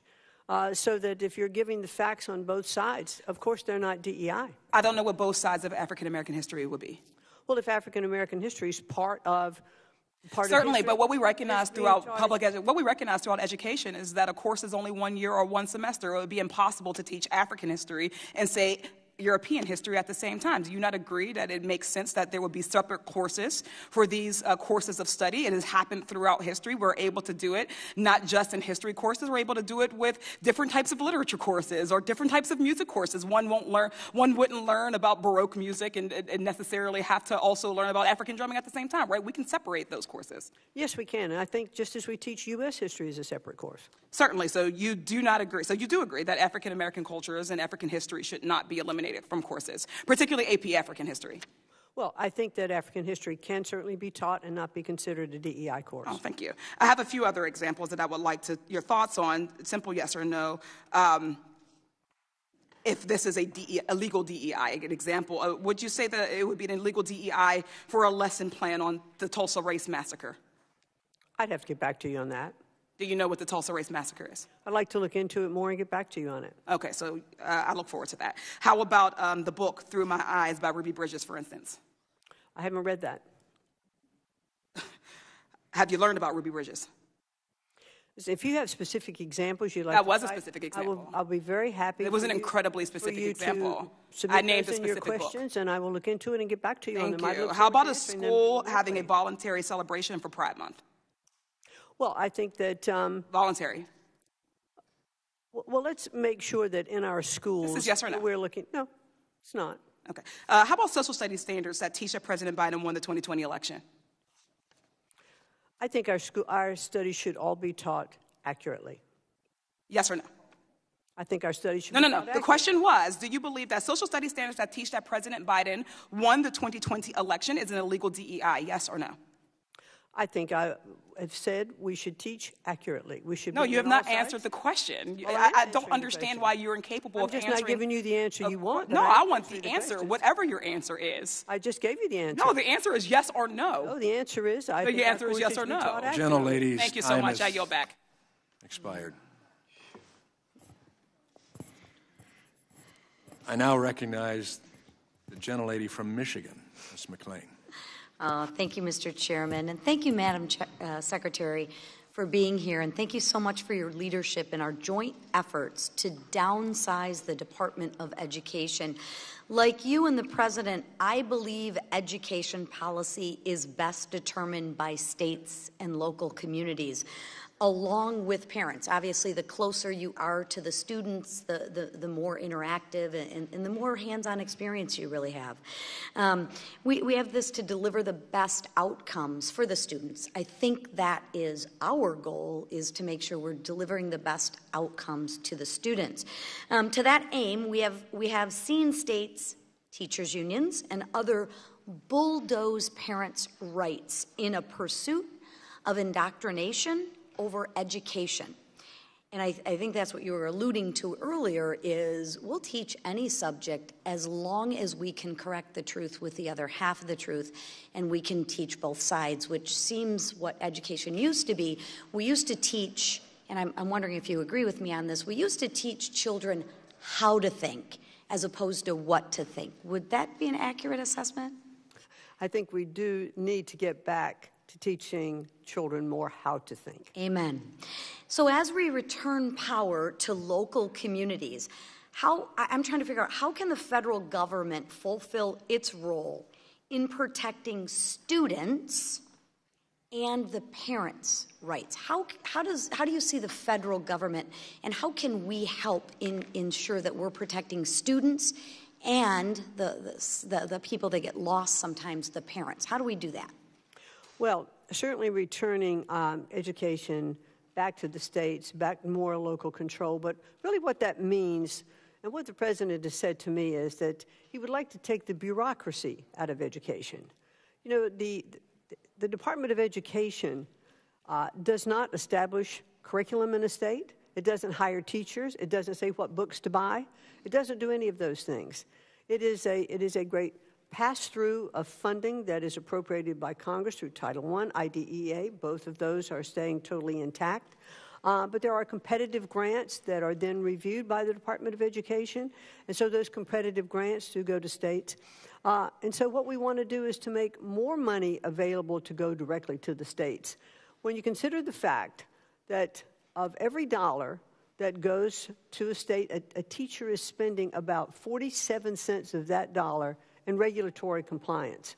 But if we can get rid of a lot of the red tape that goes along with those grants and those requirements, then there's more money for the states to put forth the programs that they would like to put forth. And that's clearly one of the president's goals. Yeah. I don't want to put words in your mouth, but I want to make sure that I understand you correctly. So what you're saying is, if we took that dollar that right now is earmarked, and 47 cents of that dollar is going for compliance issues, regulatory issues, right? You're saying we would actually have more of that dollar to give to the actual student? Certainly the goal. Wow, what a concept. Who could not be for that? I just don't understand. If our goal is truly to educate the student, who would not be for giving more money to the student? Not only giving more money to the students, but to make sure that parental rights are protected, that parents have more say-so in the curriculum that their students are being taught, that they understand what is going on in the classroom. And I urge parents to take a more active role in their students' education. I think that teaching is one of the most noble professions in our country, but they do need support. They need support at home. And I think parents can, and many parents are so involved, but I urge parents to become more involved in school board elections and just attending those meetings that impact their children. So it's actually a good thing when parents show up at school board meetings, and it's really a good thing when parents are involved. They're not terrorists or whatnot. That's a good thing. We actually want parents involved in the students' education. Absolutely. To that end, I know parents have the right to opt out of specific lesson plans for their child if it goes against their specific religious belief or whatnot. But I believe at times it's difficult for the parent to get that done. What do you see moving forward to make it easier for parents to opt their child out of something that they don't want them involved in? How do you see that happening? Well, there again, that's really part of the local education system, and the Department of Education does not have jurisdiction or control over that. I would just urge parents, though, independently, to continue to approach their school boards, their individual schools, the teachers, the superintendents to make their voices heard. And with that, my time has expired. Thank you all for all of your work to getting actual more dollars to where it should go, to the actual students. I thank the gentlelady. Thank you. Now I recognize the gentleman from California, Mr. DeSaulnier. Thank you, Mr. Chairman. I'd like to ask unanimous consent to enter into the record a statement from the National Disability Rights Network discussing how the Department of Education's proposed budget cuts would eliminate critical programs that provide advocacy service to individuals with disabilities. Without objection. Thank you, Mr. Chairman. Madam Secretary, thank you for being here today. I'm particularly interested in your comments and your background as a person who comes from the private sector business about how you create efficiencies. And to one person's bureaucracy, another one is a good valued employee, whether it's the public or private sector. I want to start by reading a quote from the federal judge who stopped the closure of the Department of Education and the layoffs. Judge John said that in regards to the layoffs of this scale, quote, will likely cripple the department. The idea that the defendant's actions are merely a reorganization is plainly not true. She goes on to say a department without enough employees to perform statutory mandated functions is not a department at all. This court cannot be asked to cover its eyes while a department's employees are continuously fired and units are transferred out until the department becomes a shell of itself. So this is in the context of you're eliminating staff, bureaucrats, I think, to your words. The judge clearly disagreed with you. And in the context of special education, where we've seen students, the number of special education students in the last 10 years doubled. I don't know if you've ever sat down with a parent or a special ed educator and try to work with them and see what they have to go through to get the services that they are statutorily allowed to do, signed by President Gerald Ford, the IDEA program. Have you ever done that? Have you met with special ed kids and their parents? Yes, I have, and I was very involved in Special Olympics for a good time and started that program in my prior profession and was astounded at all of the programs that we need for those students, and very, very heart-rendering sometimes, the stories with those parents. So when President Ford signed that bipartisan bill, the federal government promised in 1974, if memory serves me, that we would pay 40% of IDEA. Do you know what that number is now and historically has been? I believe that Congress has appropriated no more than about 18% at this particular point for that program. At 18% at a high end. It's more like 10 to 12%. Yeah, I think in 2025 it was I'm just checking my numbers now. It was about 10.7%. So help me understand. We're going to cut thousands of people who help provide these services but don't get paid enough, and there are not enough of them. And we give more control to local government, but how do they have control when they never got the resources that they needed? I've had superintendents tell me that we've put more money into schools in California over the years. They could take all of that money and put it in special education. It still wouldn't be enough to make up for the lack of investment from the federal government based on a bill that was signed by a Republican president. Well, but that's not from the Department of Education. That's the appropriation coming from Congress. So I think that's up to you, sir. Where does that money go to? And the Department of Education is a key part of giving them the best practices so they can understand how to serve the people at the local level. It's fine to say we were going to give it back to local control, which I completely agree with. It's fine to say it's going to go back to the states, but they have to have the resources under a federal statute to perform the requirements under the federal statute, which I assume, given your background and working with special ed kids, you want them to get that. We know we all benefit from having special ed kids get the support. And specifically, does the department intend on eliminating, you talked about parent involvement, the congressionally mandated parent training and information centers? Are you going to continue to support those, and who's going to support those? Well, sir, as I said, the IDEA funding is level funded. There have been no cuts in that. It's going directly as it has before, so without changes from us. You know, having run businesses, I think we're just having a communication problem. How can you say your level of funding, but you're cutting staff and sending it back to local government without the funding? Seems like a contradiction to me, with all due respect. Wait, I don't know Madam what you Secretary. mean. I don't know what you mean by I'm cutting staff relative to states and how they are handling IDEA funding and how they are taking that those dollars into their schools. The staff that we've cut, at Department of Education, let me just reiterate what I said before. We are totally in compliance with all of our statutory obligations. Oh, I'm told I have extra time because they messed up a clock. I'm sure it's a plot, Mr. Chairman, but I would love to continue the conversation. We clearly don't understand one another, and maybe I'm responsible for part of that. I don't understand, as a former business owner, how you can eliminate the Department of Education, or attempt to. The judge says you're not.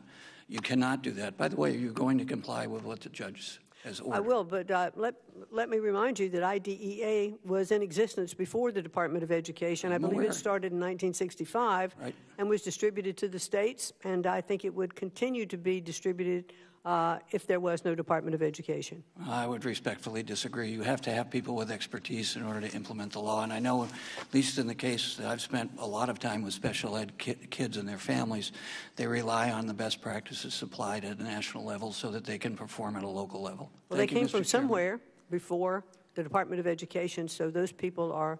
Ma'am, that's the reason we started the program, is because they were suffering and failing. I think now the gentleman's time has finally expired. We've got it back on track, so. Thank you. Thanks, gentlemen. Now I yield to the gentleman from Georgia, Mr. Allen. Thank you, Madam Secretary, for your work on behalf of all the parents and children of this country. I've been very impressed with your work. During my time in Congress, I've been a staunch advocate for school choice. Every child and every family is unique in their own way, and when it comes to learning, it's no different. In fact, in every public school that my children have attended, my wife and I have gotten very involved in that process, and it makes a difference with the parents getting involved. We've seen an explosion of interest in school choice, and as I'm sure you know, even in the last few months, states such as Tennessee, South Carolina, Idaho, Wyoming, and Texas are considering implementing school choice legislation. However, all these success stories, many states refuse to even consider school choice. Many states seem insistent on trapping kids in failing schools. In a country where school choice has already been implemented in many areas with great success, including the 12th District of Georgia, why do so many states refuse to even consider choice? Well, I think you'd have to ask the governors and the superintendents of education in those particular states. That clearly is that's a state function. Important question, isn't it? A very important question. Yeah. They should answer for that. I can tell you that what we are starting to see and why you see more states now looking at school choice options is because our education system right now is failing our students. Yes. Well, we're spending the most money and getting the 30th in the world. I mean. And so I think governors who are being innovative on their own are looking at different programs in their states, and they are seeing the success rates returning to classical education in some states, where the science of reading has been so incredibly successful, like the Miracle of Mississippi that we've looked at. On the recent NAEP scores for the state of Louisiana, we have seen that they've had the greatest improvement in their scores relative to others. So now there's a competitive factor going on among the states, and those who are recognizing what's worked, starting to look at it and adopt and say, maybe we ought to take another look at this. Exactly, because if you're going to compete in economic development and business growth and job growth in this country, you got to have a workforce, an educated workforce. And it's more important than ever because the workforce today is very technical and has to have a degree of education to deal with all of the digital aspects of production and everything else.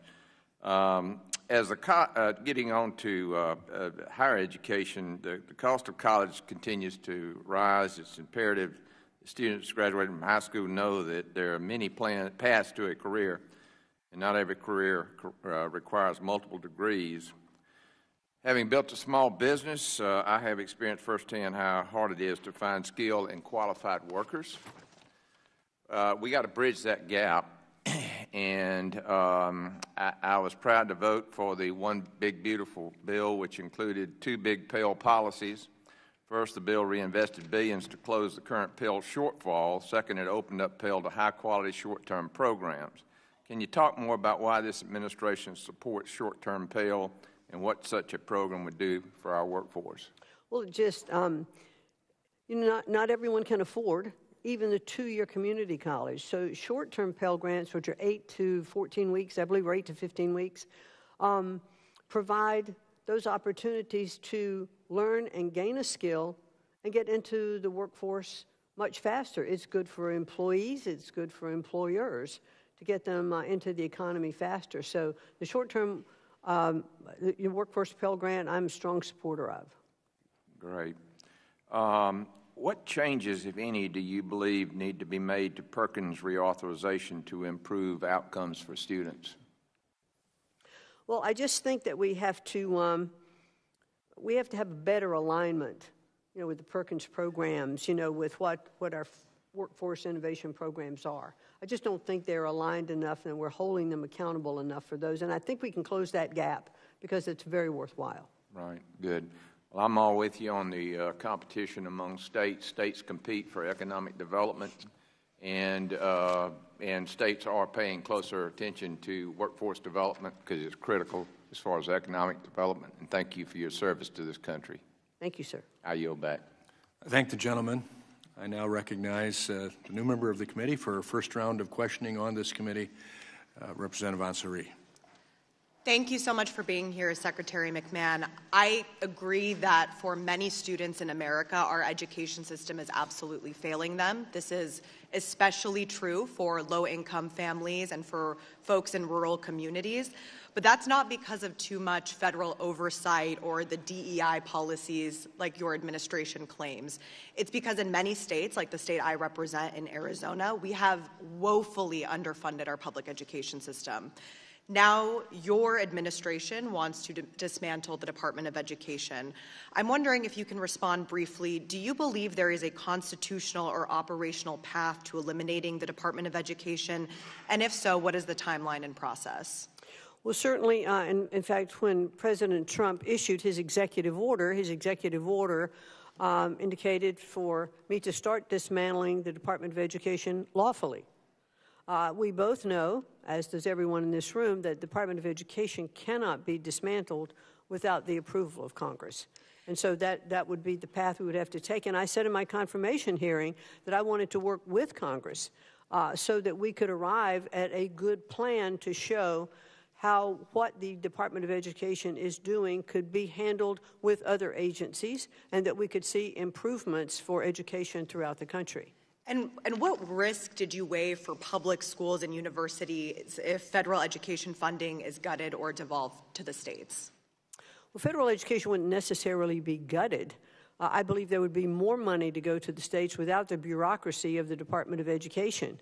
When you think about how many people there are at the department, and some of those services can be handled by other agencies, there would be less money taken out of the overall budget, more money to be available to go to the states. So here's the thing, Madam Secretary, and why I strongly believe that you're wrong. One big risk I see right off the bat is that some states, again, the state I represent, Arizona, have an abysmal track record of managing education. Last year, Arizona was dead last in a national list of the best states for public education. We have some of the lowest teacher salaries, low test scores, and the highest student-to-teacher ratio in the country.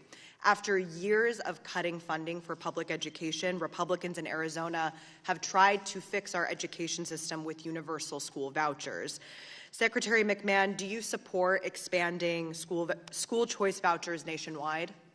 Well, one thing I would like to bring to your attention, yes or no? which you may already know, is that the federal government only provides about 8 to 10% of the total education budget to states. Do you support So expanding? These are, it's a yes or no question. no, Do it you isn't. support the These are policies that are established by the states, and I think that the states Secretary, thank you. should adjust and provide their own education philosophy. When it comes to vouchers, would you say that you support taxpayers subsidizing wealthy students' tuition at expense of private schools? I think that, again, these are issues within the states, to look at. It's a yes or no. No, there's a school choice issue. Do you support the subsidizing for wealthy students? There are issues within states that they should look at. Okay, that sounds like a yes. Do you support those vouchers being used for things like expensive ski trips, $1,000 Lego sets, or pianos for individual families? Of course not.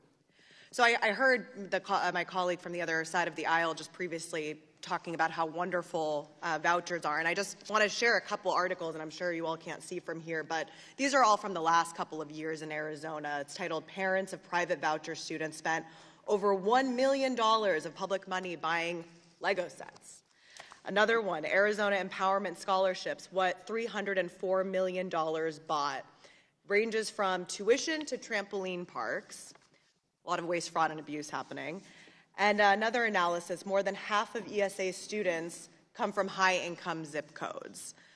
So in Arizona, Secretary, this is exactly what's happening. 77% of those vouchers have gone to students in the wealthiest zip codes to fund their expensive private schools and luxury items, all while defunding public schools that the rest of our students attend. Does it sound to you like Arizona's voucher program is improving our education system? It sounds like you've got an issue in Arizona that you should address with your governor. And that's it's actually our state legislature that is ballooning the state voucher legislature system. And all of that. So in Arizona, the issue has been a disaster, and this is exactly why a federal Department of Education is so vital. School vouchers have decimated our budget by $1 billion, again, Republican-controlled state legislature for, I think, 60-some years, costing taxpayers way more than simply raising school funding would have. So you have a clear test case in Arizona, which has failed miserably. I'm not sure why we would want to subject the rest of the country to the same problems. The gentlelady's time has expired. Yields back, and I recognize the gentlewoman from Illinois, Ms. Miller. Well, good morning, Secretary McMahon, and thank you for the great work that you and President Trump are doing to reform the Department of Education. The last 4 years under the Biden administration have been a disaster for the public education system, for parental rights, and for student safety. And the most racist thing that's been going on in our country has been the unanimous support of the Democrats and the teachers union to force inner city children, black and brown children, into failing schools while denying their parents the opportunity to seek alternative options. Children as young as kindergarten have been subjected to drag queen story hours and pro-LGBTQ IA2S+ curriculums. Shockingly, the Department of Education had the audacity to call parents domestic terrorists and proceeded to investigate and intimidate them into submission. Scott Smith was arrested. State Department of Education. The Biden Department of Education. The Biden Department. Yes. Scott Smith was arrested at a Loudoun County school board meeting over voicing his outrage that his 15-year-old daughter was raped by a boy dressed as a girl in a public school bathroom, and then the school sought to cover it up. Now, after being soundly defeated last November, Democrats in states like Maine, California, and my home state of Illinois continue to defy federal law by forcing our girls to compete against biological men and change with them in locker rooms. Thankfully, President Trump and yourself are taking action to stop this madness and are striving toward the ultimate goal of returning education to the states and to the parents where it belongs. So, Madam Secretary, thank you for your recent response to my letters addressing Title IX violations in Dearborn and Naperville, Illinois. Could you please elaborate on what the Department of Education is doing to investigate similar violations in other school districts and whether their federal funding will be rescinded for failing to comply with federal law? Thank you very much. And we are indeed investigating many cases that come up under Title IX. I mean, I was informed, I think it was yesterday, that in Colorado there was as part of the public school system on school trips, that there were boys sleeping perhaps in beds, boys who were identifying as girls, sleeping in the same bed with girls on these class trips, and parents were not even notified. I just think that that's incredibly wrong.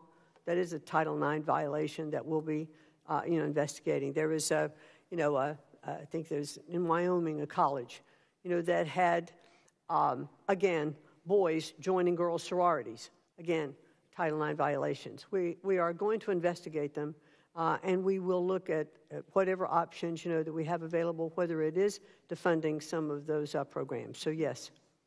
Thank you. And thank you for fighting hard for school choice. Homeschooling is very near and dear to me. I'm a teacher, and I ended up home educating my 7 children. Most of them have chosen to do the same. As parents saw the filth being taught to their children during the COVID-19 lockdowns, many began homeschooling. Recently, Democrat-run states like Illinois are seeking to significantly limit the right of parents to home educate their children. What can the Department of Education do to ensure that this fundamental right is protected? Well, that's clearly one of the things that President Trump has talked about, and what I've addressed earlier, in my testimony today, and that is that the president absolutely does believe that all children should have a right, to an excellent education. They should have that choice, and that choice should be supported, whether it is homeschooling, private schools, public schools, charter schools. All of those should receive their funding, and that states should look at the choice options. Thank you. Competition makes everything better.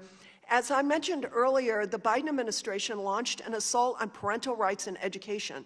Aside from curriculums, according to Parents Defending Education, at least 20,000 schools in 1,100 districts have policies that prevent faculty and staff from disclosing a student's gender identity to his parents without the student's permission. What is the Department of Education doing to hold these schools accountable? Well, if I'm not incorrect, that falls under FERPA, which clearly is the statute that says that parents have the right to the information that is contained in their children's records, and I absolutely believe that to be true. Thank you. Thank the gentlelady. Mr. Chair, could I ask unanimous consent to enter 3 articles into the record? Without objection. Okay, first, parents of private voucher students spent over $1 million of public money buying Lego sets. 2, Arizona Empowerment Scholarships with $304 million bought. And 3, analysis, more than half of ESA students come from high-income zip codes. Thank you. Without objection, they're submitted. I now recognize the gentleman from New York, Mr. Mannion. Thank you, Mr. Chair, and thank you, Secretary McMahon. Today's hearing is an important one. Since the start of the administration, students, families, and educators across the country have been incredibly concerned about the direction that you and the President are attempting to take, both in K-12 and higher education, and your attempts to weaken or close the Department of Education are acts of recklessness and have already done significant damage. There's a lot I'd like to ask about, but in your fiscal year 26 budget request, I want to discuss programs serving students with disabilities. Your budget recommends consolidating 7 programs under the IDEA into a single block grant to states. So you're specifically talking about eliminating special education programs for preschools, teacher preparation, parent information centers, technical assistance, and educational technology. I was a teacher of AP biology and chemistry and 15-to-1 living environment. I'm also the parent of a student with a disability. And I acknowledge that you intend to maintain the overall funding level for IDEA under this consolidated grant. but structure matters. These programs were created independently for a very good reason, to ensure proper oversight, to serve different populations, and to meet the full range of needs for students with disabilities. Madam Secretary, how can you assure us that states will maintain sufficient support for all of these critical areas like preschool special education and parental assistance if the federal government no longer requires them to do so under separate targeted programs? Well, I think funding under the Grants to States program would continue to be allocated to the states and LEAs in accordance with Section 611. So that will remain. What we found is that we have so many of these different diverse programs, and if there are I think there's 6 of them in total, that would come under a block grant, and states would have greater flexibility in terms of making sure that that IDA funding went to where it should be. You know, the whole, I'm sure you know probably better than anyone, or as well as anyone, that the process of writing grants, the people you have to hire, the strings that are attached, you know, when individual grants, you know, do come in, is really burdensome and expensive. And so the hope is, and the goal is, that by giving this in terms of the one grant bucket, if you will, that there are less strings attached and it affords greater flexibility for states to put that money where it's needed. If a school district does not follow the proper mechanisms for administering that grant for the students to receive the individualized services that they need, is there any specific accountability measures that will occur coming out of the Department of Education or any other federal government agency? Well, there's always the opportunity of defunding. We don't want to take, you know, any of the tools off the table, but I would like, if there is a specific question, I would always want to look into that and to find out exactly. Well, we'd always investigate. And if there are reports that this is not being spent the way it's supposed, we'd always investigate. There's been a lot of discussion and questions regarding parental access and parental input. So I was in a classroom for almost 30 years, and over the course of those 30 years, what I saw was the implementation of emails, online grades being able to be accessed by parents, shared decision-making committees, an increase in the number of parent-teacher conferences and meet-the-teacher nights, the ability for students to audio tape or videotape lessons, and teachers themselves providing curriculum online and posting their lessons, sometimes a video recording of their lessons online. So is it your opinion that over the course of those 30 years that parents have less access to information about their students' education? Well, clearly you've made the case for innovative teaching, and I think that's what we should, through our regulations, allow teachers to do, and that's teach. Let's take the handcuffs and the red tape of compliance with regulations off them and let them do what they want to do. And we will see better results with children. Thank you. Should a parent have the ability to opt their child out of a unit on evolution? Yes. Should a school district be able to eliminate evolution from a biology curriculum? I think that parents should have, under parental rights, I think parents look at curriculum in terms of maybe their own ideals, maybe their own religious backgrounds, and have the opportunity to opt out of a particular course. Thank you, Madam Secretary. Thank you, Mr. Chair. I thank the gentleman. I recognize the subcommittee chairman on early childhood, elementary, and secondary education, the gentleman from California, Mr. Kiley. Hello, Secretary McMahon. It was just 5 months ago that we had a Secretary of Education who was an enthusiastic supporter of shutting down schools during COVID, who was an enthusiastic supporter of forcing 2-year-olds to wear masks, who actually encouraged school districts, K-12 schools, to adopt COVID vaccine mandates. We had an administration that investigated parents as domestic terrorists for showing up at school board meetings, that attacked charter schools, that refused to condemn universities for caving to the demands of anti-Semites, that set out to destroy girls' sports, and that saw $200 billion added to education spending while student performance plummeted. Things are a little different now, aren't they? I certainly hope so. But unfortunately, in my state of California, they're the same, or actually they're worse than they've ever been. And you've already taken a number of steps to try to help out students in California. I did just want to highlight a couple other areas where the problems in our state's education system may fall within your jurisdiction in upholding the civil rights laws. First is when it comes to charter schools. I know you're a huge supporter of charters, and I believe you support the bill I've introduced, the High Quality Charter Schools Act. But in California, the governor and the legislature have declared war on charter schools. They're trying to stop new charters from starting. They're trying to shut down high-performing charters. A particularly egregious example is in Santa Clara. The Office of Education told one of the highest-performing public schools in the state, Bullis Charter School, that unless you engage in outright racial discrimination, we're going to non-renew your charter. Unless you have fewer Asian students, we're going to non-renew your charter. And then there was something similar that happened in Oakland Unified, where a charter school actually was non-renewed for similar reasons. So that's charter schools. The second issue is ethnic studies. So the state has seen fit to adopt a new ethnic studies graduation requirement for high school, but some districts have gone above and beyond and are already offering what's being called liberated ethnic studies. Now, both the model curriculum and these more specific liberated ethnic studies curriculums have been condemned as being overtly anti-Semitic. We saw an example of this actually in the last Congress when the superintendent of Berkeley Unified testified here that she thought a slide showing that students that the expression from the river to the sea is a valid perspective, she saw no problem with that. So I know that you may not want to comment on particular investigations that may or may not be under consideration, but do you see these as areas in which you might be able to help us out, either one of them? Well, a lot of that definitely still does fall within the local or state jurisdiction for schools. But I think in terms of universities, you've already seen how the Department of Education will come in for Title VI violations, and so we would continue to do that. Well, thank you very much. And I did want to say just a word about the situation at universities as well. Now, I have zero sympathy for Harvard.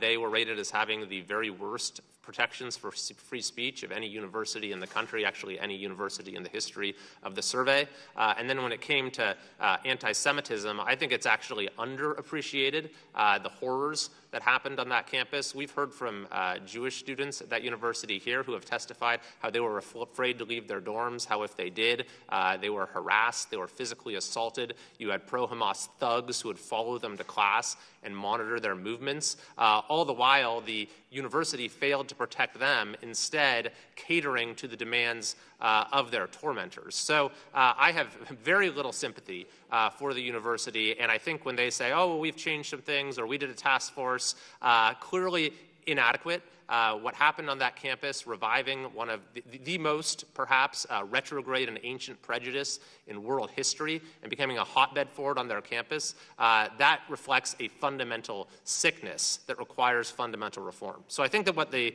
administration is doing is absolutely necessary. The one point I would just raise is I wonder a little bit what the end game is here.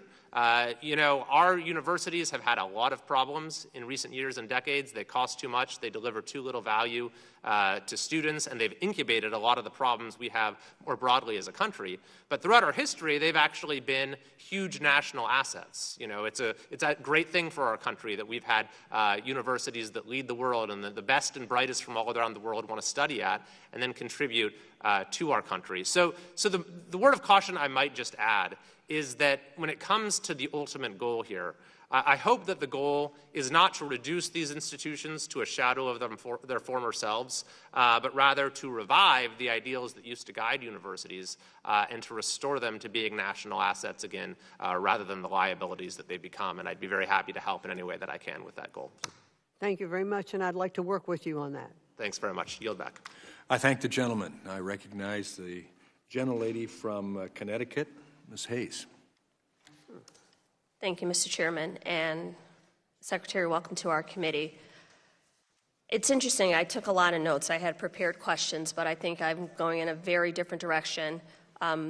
We've heard other colleagues talk about the NAEP scores, and I heard you say that the president was angered and embarrassed by these, and I think we all should be. But when you disaggregate those scores, they clearly show that low-income students score significantly lower than their white and higher-income peers, and that is mostly in part to ongoing disparities in educational access and quality, which makes much of what I'm hearing today that much more relevant. You mentioned Connecticut. We both come from the state of Connecticut.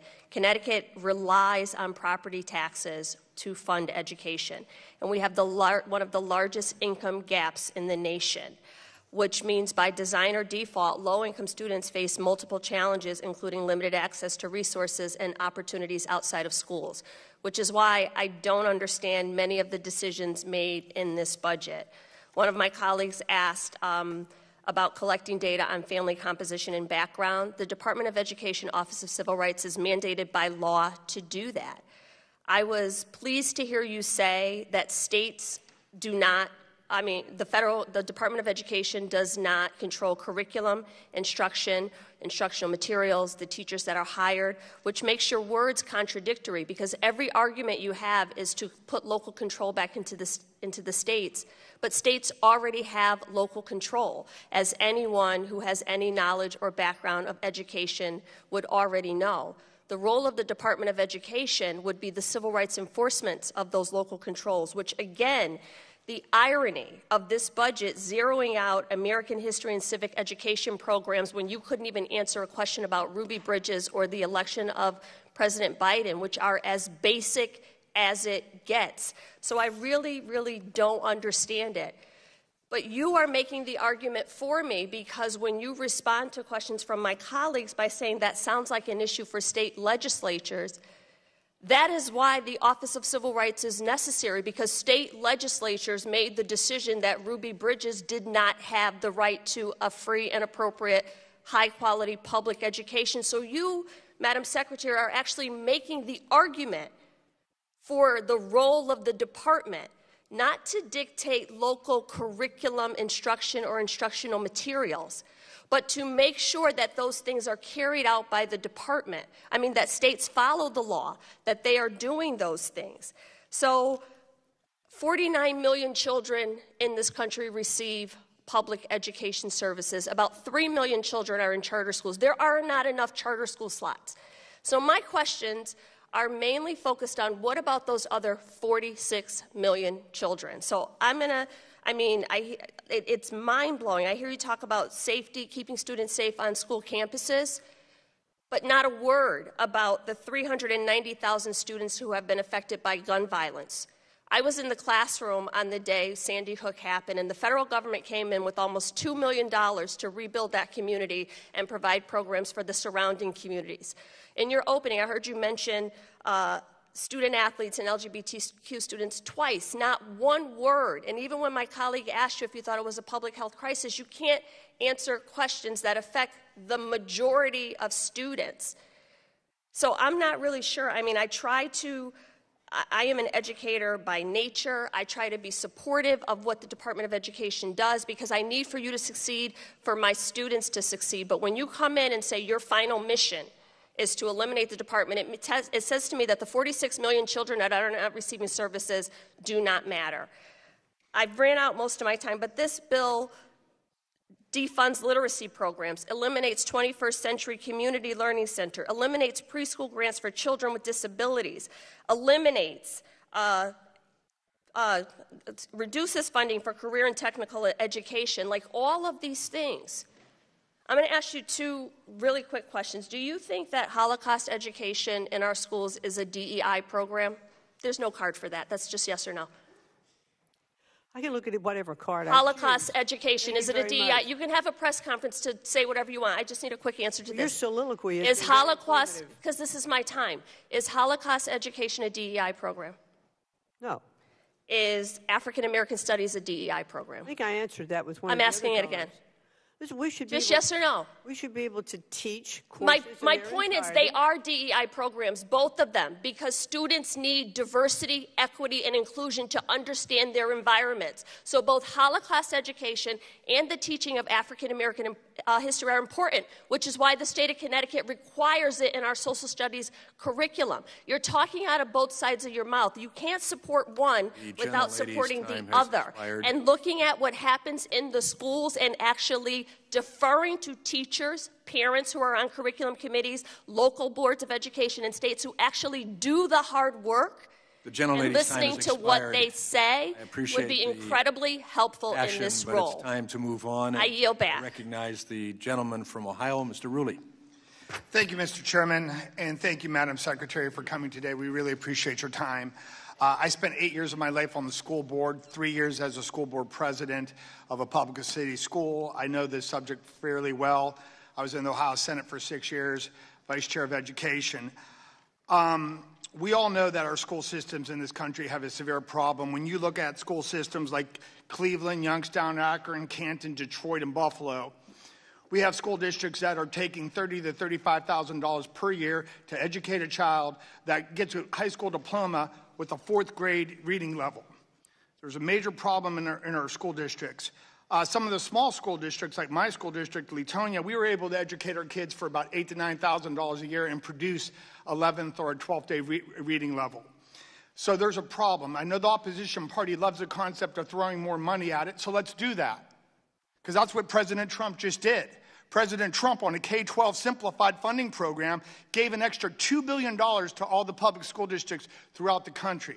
And it even gets better than that, because the Biden-Harrison administration spent more than $1 million on DEI grants throughout the country. So if I'm doing my math right, that's $3.5 billion that we could take from the federal government, which will never have a trickle-down effect on the local school board, because I was on it for 8 years. So whenever you hang out with the treasurer of a local public school board, they're petrified to see what's going on with the federal funding. Where is it going? And the opposition party thinks it's so romantic that the money stays here in Washington, instead of ever going to the grassroots home rule effect.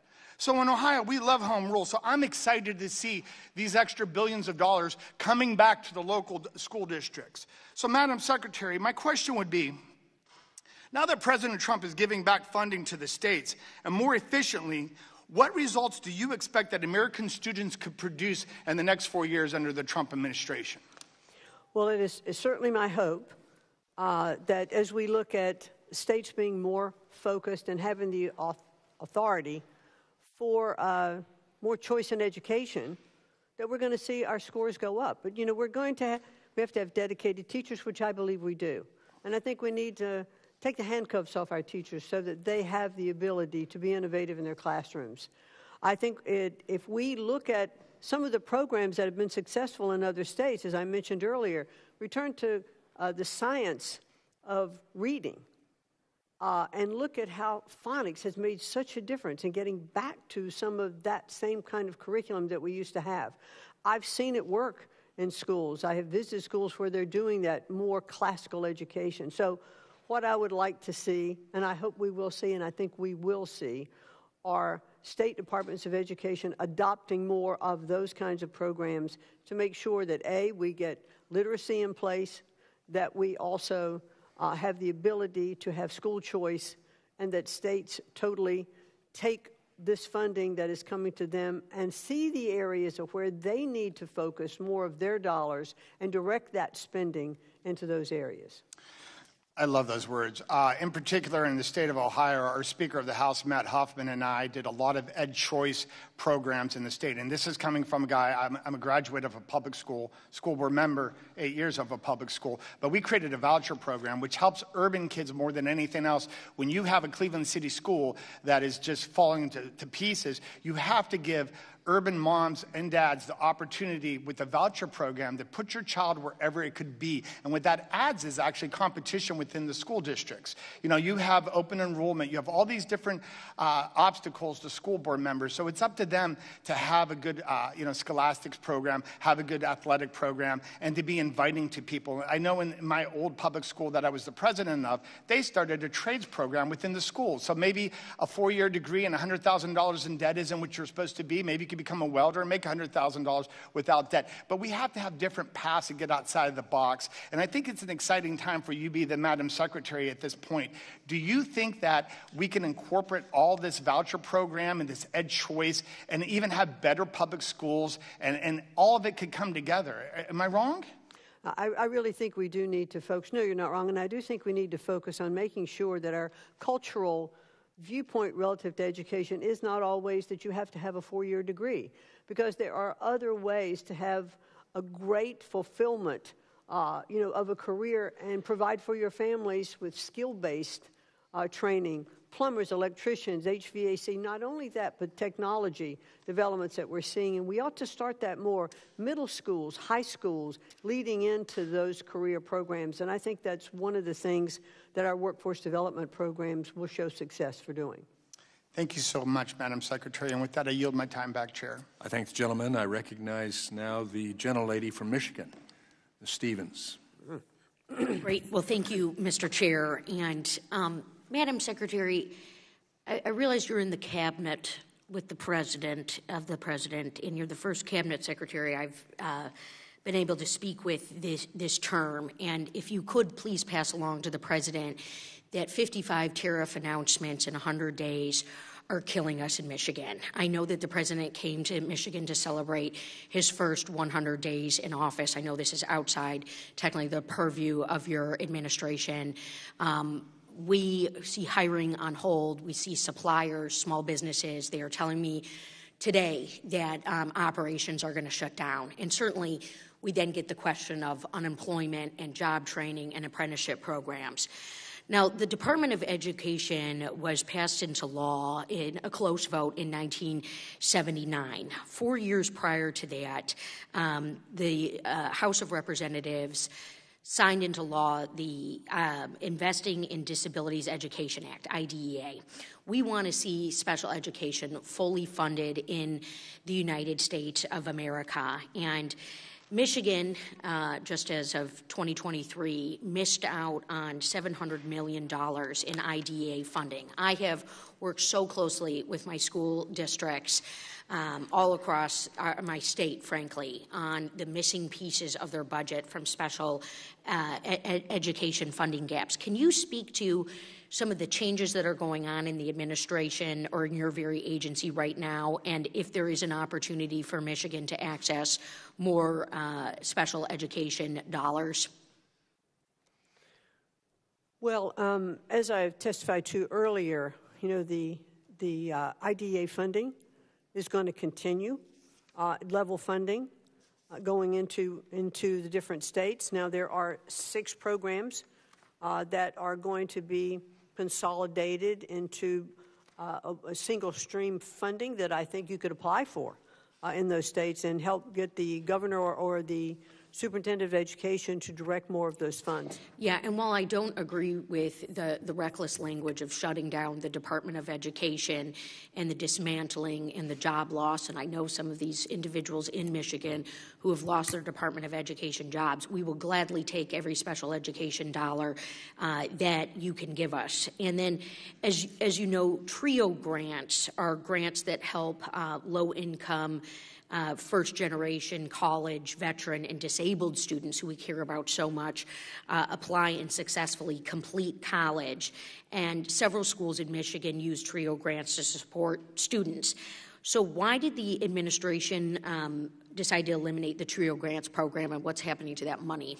Well, TRIO grants for the funding that's in place now are continuing for the balance of this fiscal year. They have been zeroed out in the next budget. What we found with TRIO and looking at, and hey, I think, I've heard testimony, I heard a couple of senators even yesterday say that they know people that benefited from TRIO, and I'm sure that there are many people who have, but there are other programs in place that would also help students who are now being benefited by TRIO. We also found out that the TRIO programs, they've been put through with a lot of heavy lobbying, and the Department of Education really doesn't have the ability to go in and assess total accountability, and that's how it's written. Yeah. If that's the case, too, we can look at expanding Pell, which many of us, support. We need to see Pell Grant expanded. We obviously want to continue to that discussion with you and on the record. But with my remaining time, and as you are a cabinet secretary for the second time in a row in the administration of President Donald J. Trump, please just know we are competing with China. We are competing on a world stage, and a place where I am so privileged to call home is right in the middle of that competition. We need these engineering jobs. We need these apprenticeship programs.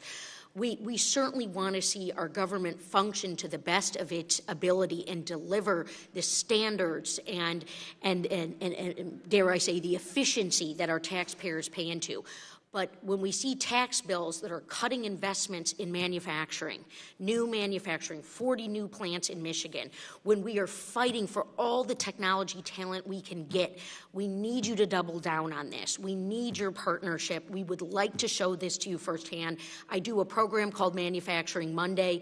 I visit hundreds of small businesses over and over and over again. I have real relationships with these people and the students who are in FIRST Robotics. And yes, Michigan has the largest number of FIRST Robotics teams, which we would also love to showcase to you and your office. But, ma'am, please tell this president, slow down on what he is doing to autos, our manufacturing sector, and to consumer costs. Thank you, and I yield back, Thank you, Mr. Chair. gentlelady. I recognize the gentleman from Guam, Mr. Moylan. Thank you, Mr. Chairman. Madam Secretary. Thank you very much for your testimony. I'd like to bring your attention to the territories now. And as you know, from Guam, like Guam, we often encounter unique challenges. We have small economics, and we have geographical isolation. It takes me 20 hours to fly back home, door to door. Plus, you change the dateline. In fact, I think it's like 2:30 or so in the morning tomorrow in Guam. So we're way out there. We also have devastating natural disasters. We just won't go through super typhoons. It's like a gigantic tornado happening in some of the states, but it hovers over the entire island. Plus, we have the military buildup with the Indo-PACOM situation. So my question is, how does the administration plan to invest in American students in the outlying areas, where the roles and responsibilities of the federal government are much different than that in the states?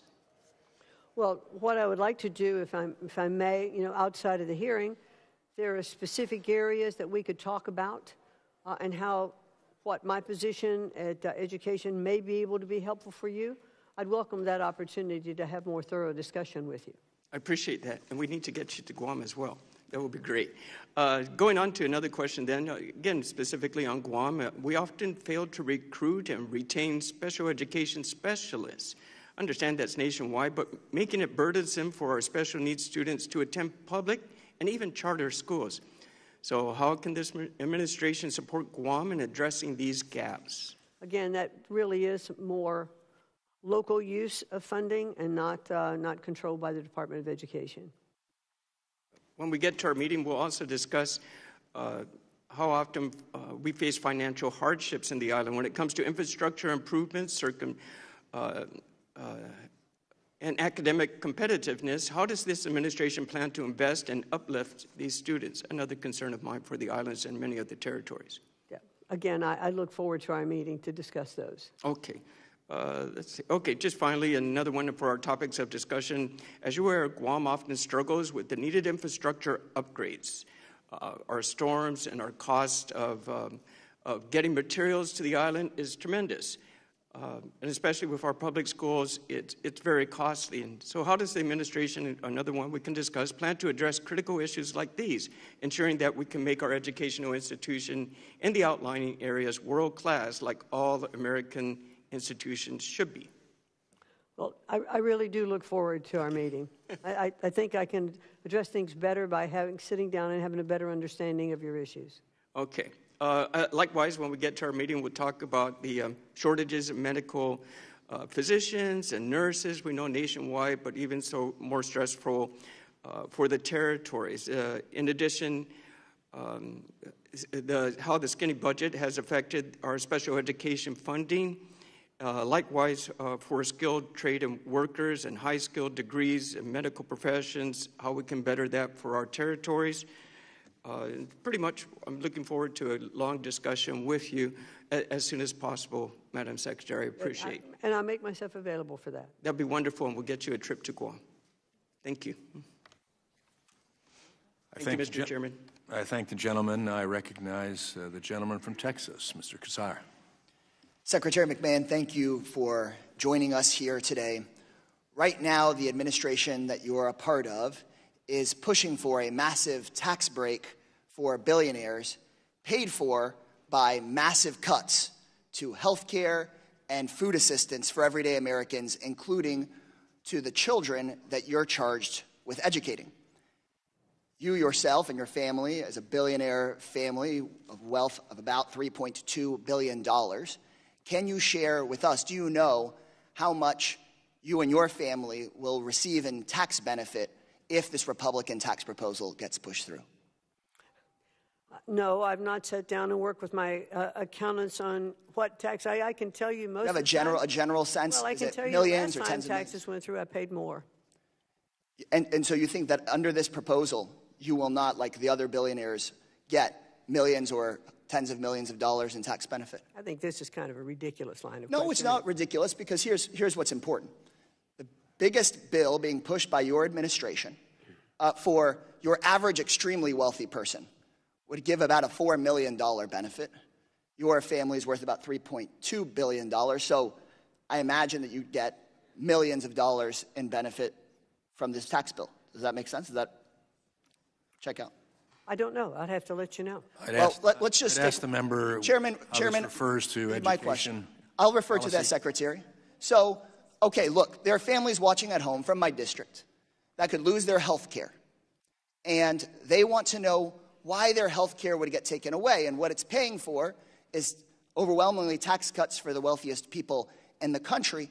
And so what would you spend the $4 million on that you would get a benefit of at least $4 million? Let's get to your educational line of questioning. What would those families families deal with in this committee? What would those families who lose their health care, who are watching, what would you spend the $4 million on that's worth more than their health care? I'm not going to address the questions relative to me personally. I'm here as the Secretary of Education, and Okay, so as the Secretary of Education, then, as the Secretary of Education, do you think, yes or no, that kids will do better off in school if they have health care and their food needs met? Yes or no? We all do better, and children will do better in school if their health needs are met. I agree with that. Good.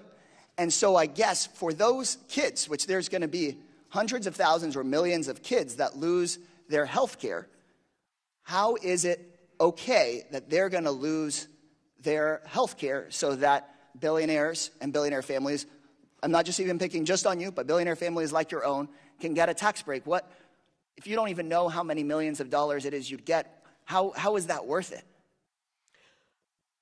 I'm not going to respond to your question. I think the answer is because it's not worth it. It's not. If you got $3.2 billion or $5 billion or $10 billion, going off the premise that there's going to be health care that is going to be removed from these children, I'm not sure that is a correct premise. So every single organization that's looked at this bill knows that millions of people will lose their health care. The latest estimate is at least 11 million people and families, because you wouldn't get the enormous savings that the Republican majority on this committee is looking for unless you kicked those millions of people off of their health care. So how can we educate our kids if they don't have a roof over their heads, if they can't see a doctor, if they don't have food assistance?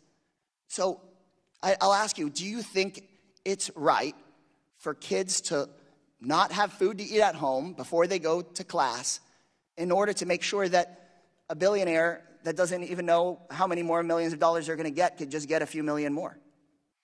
I want to make sure that as the Secretary of the Department of Education, that the President's plan to make school choice available to every student in our country is what we follow. And the President's plan specifically takes money away from those kids, specifically takes food away from those families, specifically takes money and sends it to big contractors, big companies, and sends millions of dollars to billionaires like you who don't even know how many extra millions of dollars they're going to get. Before I was a member of Congress, I helped run an after-school program at a high school where many of the kids were getting driven to school in the same car that they slept in at night. They didn't have food. Many of them couldn't see a doctor. They struggled in class. We should be passing a bill to make sure that they've got a decent classroom experience, a roof over their head, food, and health care, not a bill that just funnels who knows, in your opinion, how many millions of dollars to billionaires like those in President Trump's Gentleman's cabinet. time I yield has back. expired. I now recognize the gentleman from Missouri, Mr. Under. Thank you, Mr. Chairman.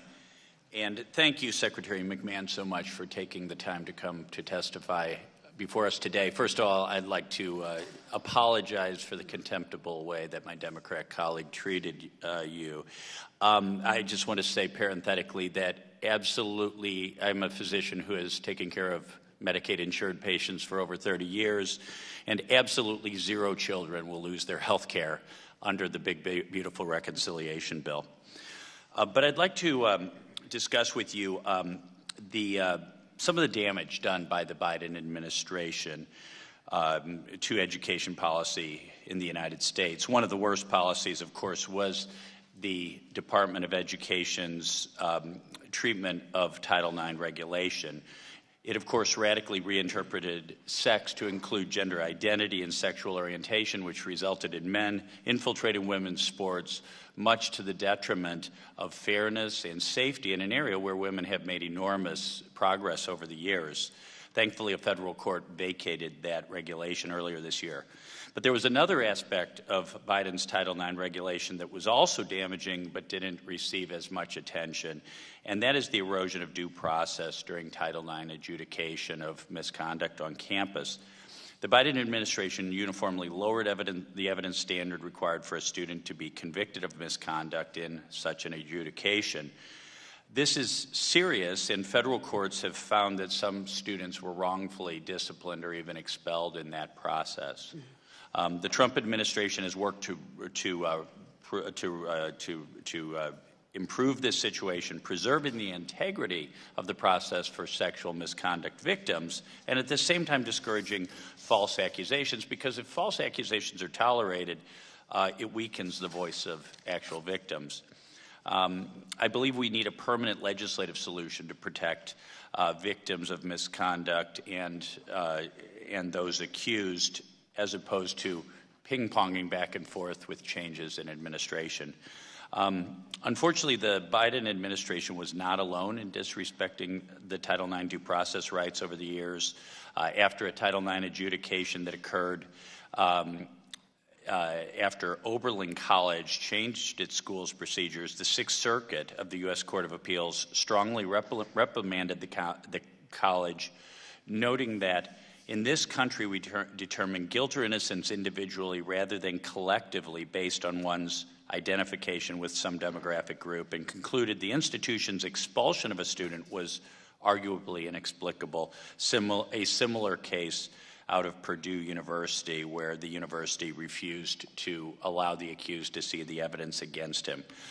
Secretary McMahon, could you talk about the efforts of the department to ensure that education and educational institutions know their obligations under Title IX to protect the due process rights of their students as well as the victims of misconduct? Well, certainly I think this administration has shown that it is absolutely committed, to protecting, Title IX, not only with keeping men out of women's sports, because we do know that women are absolutely girls, and women are absolutely put at a disadvantage when men are allowed to compete, just simply because they can miss scholastic opportunities as well as for their own personal safety. Right. So I absolutely believe that we're correct in enforcing those Title IX efforts, and the President has issued an executive order to that effect as well as the fact that I do believe that it is covered under Title IX. Yeah. So, and the due process portion at our universities, I think, is very important that we continue to look at that to make sure, as you said, that victims and those who are accused are protected under due process. No, I think that's correct, and I think too many times these Title IX adjudications are run by folks of a DEI bent, and many times there can be a guilty until proven innocent assumption and a lack of due process. So I thank you and, of course, the Trump administration for your commitment to restoring Title IX to its original purpose as opposed to being weaponized for ideological political ends. Thank you so much for being before us here today, Madam Secretary. I yield back. I thank the gentleman. I recognize now the gentlelady from Minnesota, Ms. Omar. Thank you, Chairman, and thank you, Madam Secretary, for being here with us. Is it fair to assume that you are aware that when a student loan borrower is defrauded by a school, that there is a provision in law called the borrower defense? Yes, I am. Okay. It is a straightforward concept. A student should not be forced to repay loans to schools that lied to them.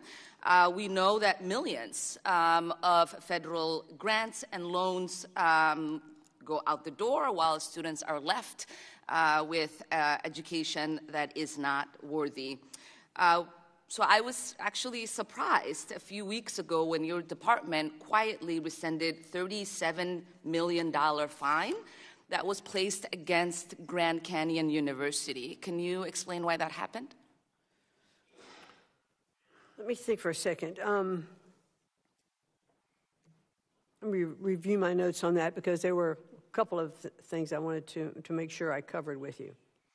We really found that the accusations against Grand Canyon, which is a faith-based organization, and we looked at all the facts of the case. I am familiar with the university. My question is, how are those students going to be made whole if you are not allowing the university to pay the fines?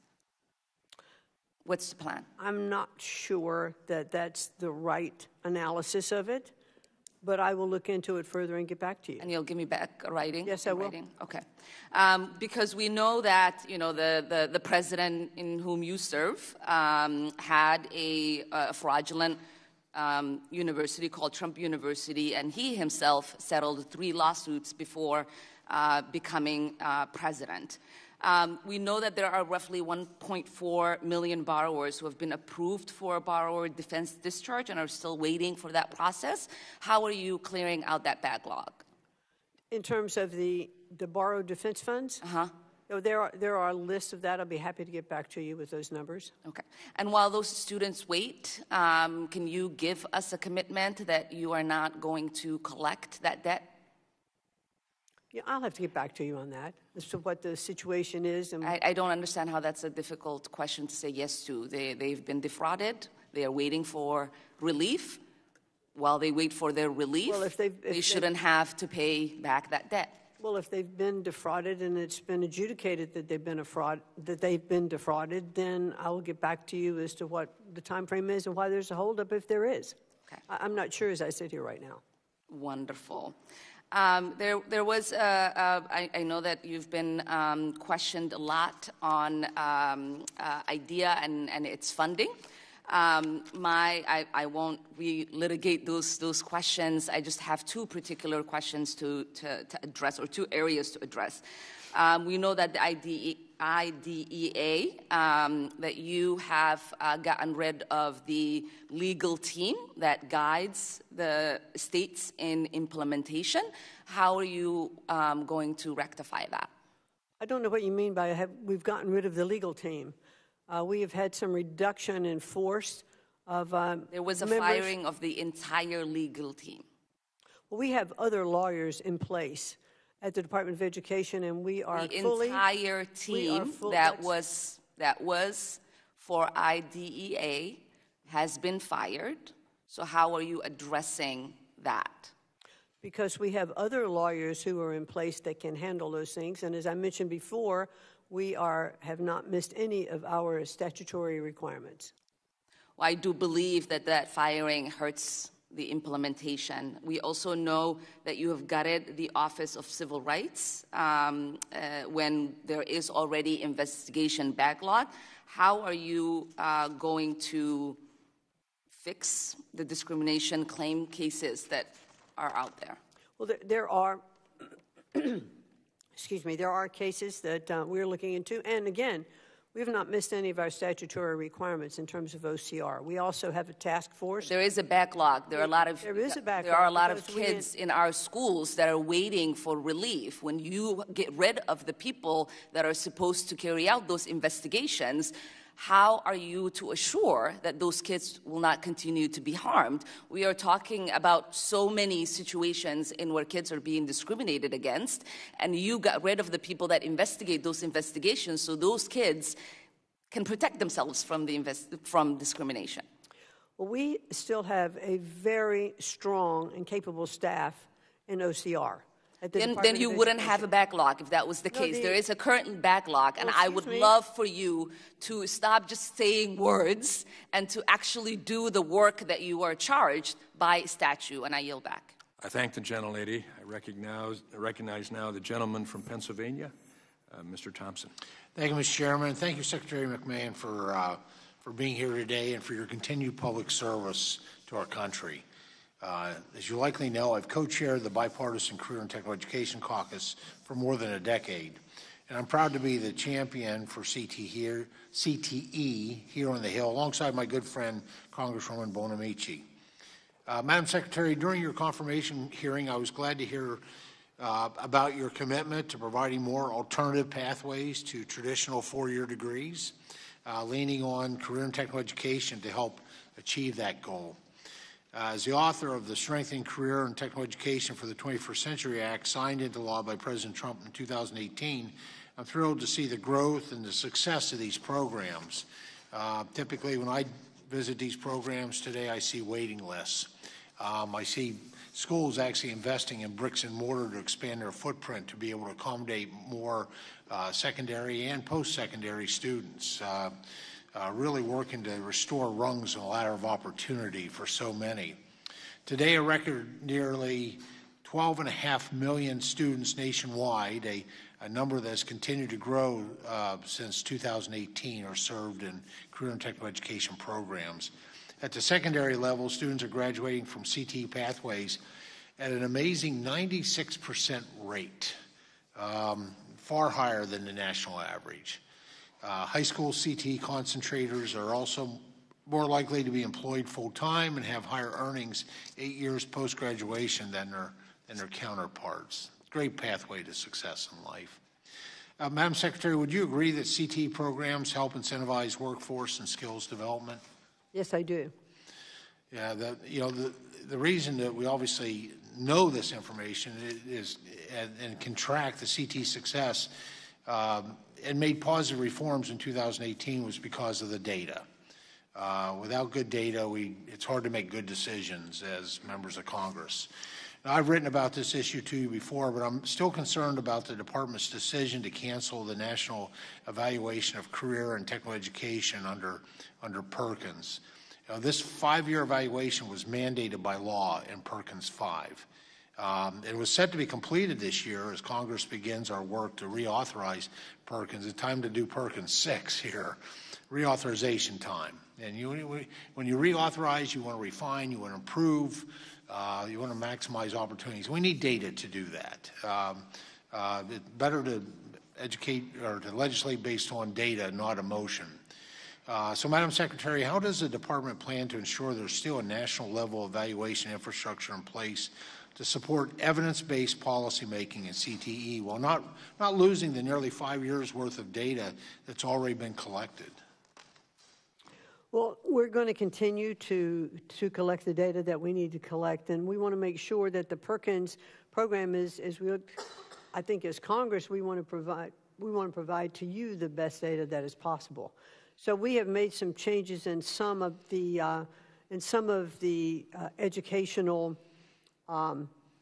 data collecting that we are doing. I'm not sure, as I sit here at this moment, if that's really pertinent to the Perkins data so much as it was the NAEP scoring and other educational policies.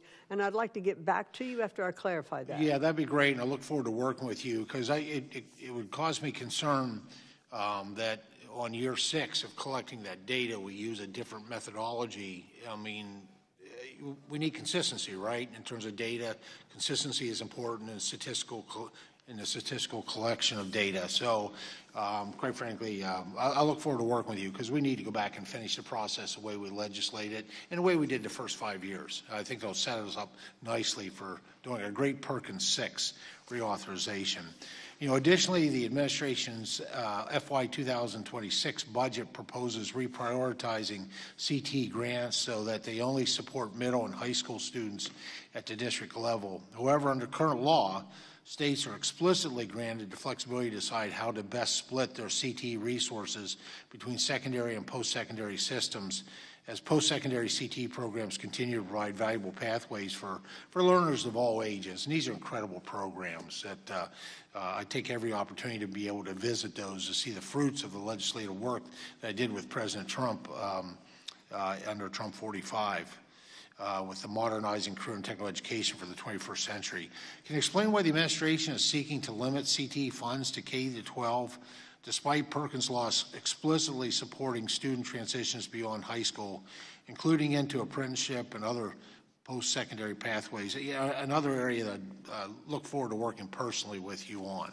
Thank you. I'd look forward to that as well. I know the President is certainly, and the budget supports the directive of the President's executive order, preparing Americans for high-paying, skilled jobs, and that's one of the things that we'd like to focus on as well. That'd be great. The action by the department was kind of contrary to that. Very familiar with that executive order. Gentleman's time has expired. Oh. I thank the gentleman. Thank you. Secretary. I now recognize the gentleman from North Carolina, Mr. Harris. Well, thank you, Mr. Chairman, and thank you, Madam Secretary, for being here and for your patience and endurance throughout this hearing. There's been a lot said about the closing of the Department of Education and the activities that are being ensued. But, Madam Secretary, I want to ask you, is education mentioned in our Constitution? I don't believe it is in terms of directives or agencies mentioned in the Constitution. Correct. Our 10th Amendment says that the powers not delegated to the federal government by the Constitution are reserved to who exactly? States. The states and the people. Yes. And my wife teaches 8th grade U.S. history, and I think even her 8th graders can piece together that if it's not mentioned in the Constitution, it must fall to the states and to the people. Sadly, some of our federal judges need to go back to the 8th grade and have that kind of class. Let me ask you this. Do you think a single district judge should be able to stop the constitutional actions of a president? Well, I certainly think that is a question now that is before the courts, and is being, I think it will be properly adjudicated. Well, unfortunately, that's exactly what happened. Judge Wan in Boston issued a preliminary injunction to stop several of President Trump's education-related executive orders, including the one directing you to take steps to close the department. So I want to take a moment just to set the record straight for the nation and ask you, did President Trump's executive order in March about closing the department ever tell you to ignore the law? No, in fact, it says specifically in the executive order to do it lawfully. Exactly. It very clearly says, and let me just quote it for the record, the Secretary of Education shall, to the maximum extent appropriate and permitted by law, take all necessary steps to facilitate the closure of the Department of Education and return authority over education to the states and local communities while ensuring the effective and uninterrupted delivery of services, programs, and benefits on which Americans rely. It seems that Congress is the one out of line with the Constitution in establishing a Department of Education in the first place. And I, for one, happen to agree 100% with you and President Trump that we must send education back to our states. But that process doesn't mean ignoring the laws on the books. So what steps have you taken to follow the Constitution and carry out President Trump's lawful order to move the Department of Education toward closure? Well, what I've said from the beginning, in fact, in my confirmation hearing, when I was asked specifically, I said I would like to work with Congress as we look at the plans for shutting down the Department of Education and which of those agencies can carry out the the obligations that are currently now funneling through the Department of Education. So it was always my goal, and will continue to be my goal, as I know it will take congressional action to close the Department of Education, to work with Congress to do that. So are there any specific needs from Congress that you have that you would ask us to help in accomplishing your task? I think they will come as we want to sit down, as we lay out more the plan and the timeline, you know, for where we think different agencies could accommodate the role right now of the Department of Education. Okay. On another subject, Madam Secretary, do you agree that it is a privilege for foreign students to attend American universities and not a right? I do think it is a privilege. And do you agree that it's a privilege for universities to enroll foreign students, not a right?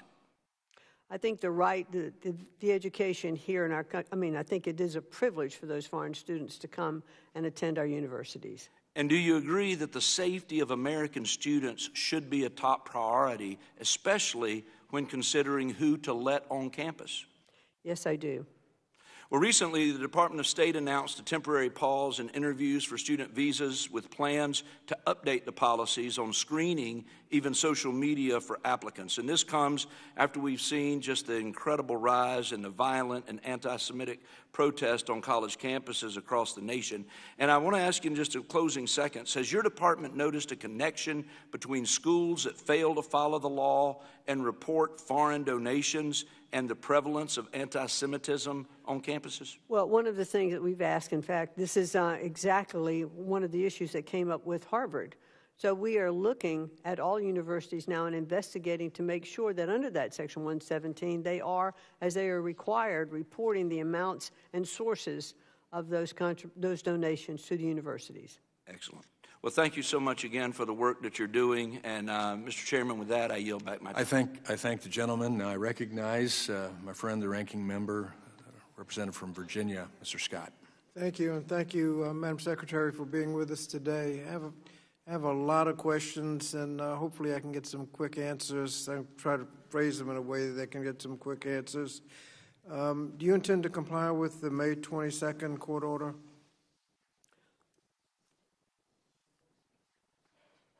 The May 22nd, in which we are joined in this particular aspect, can you be more specific? The court order issued on May 22nd requiring you to, that prevented you from dismantling the department? Oh, right.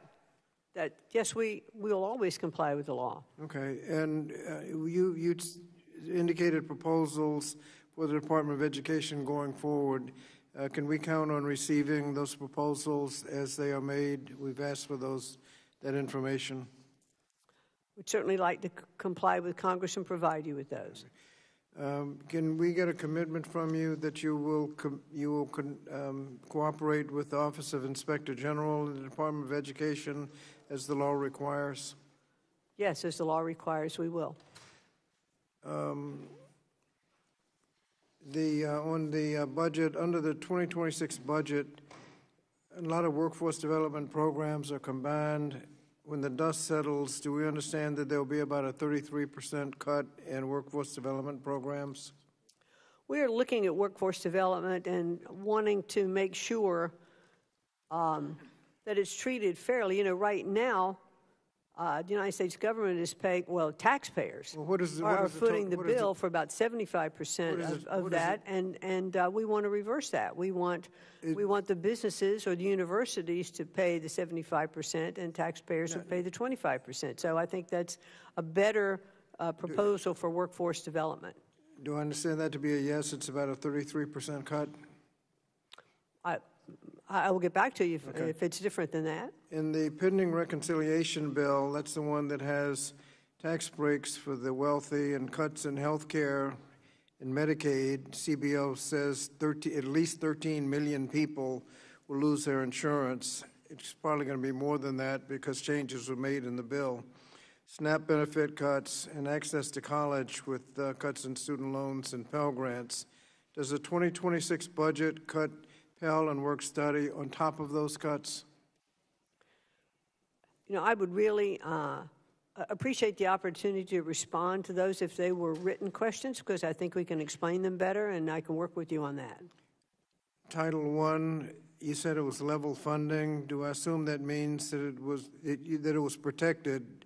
Do I assume that means it was level funded without an adjustment for inflation? For 1A. No adjustment for inflation. No, it's level funded. Okay. TRIO, you've said publicly that there were problems with evaluating the programs. Does the Department of Education now evaluates TRIO programs for effectiveness? We would like to be able to look at them and have full accountability for those programs. And we are precluded from doing that right now by the way that TRIO is structured.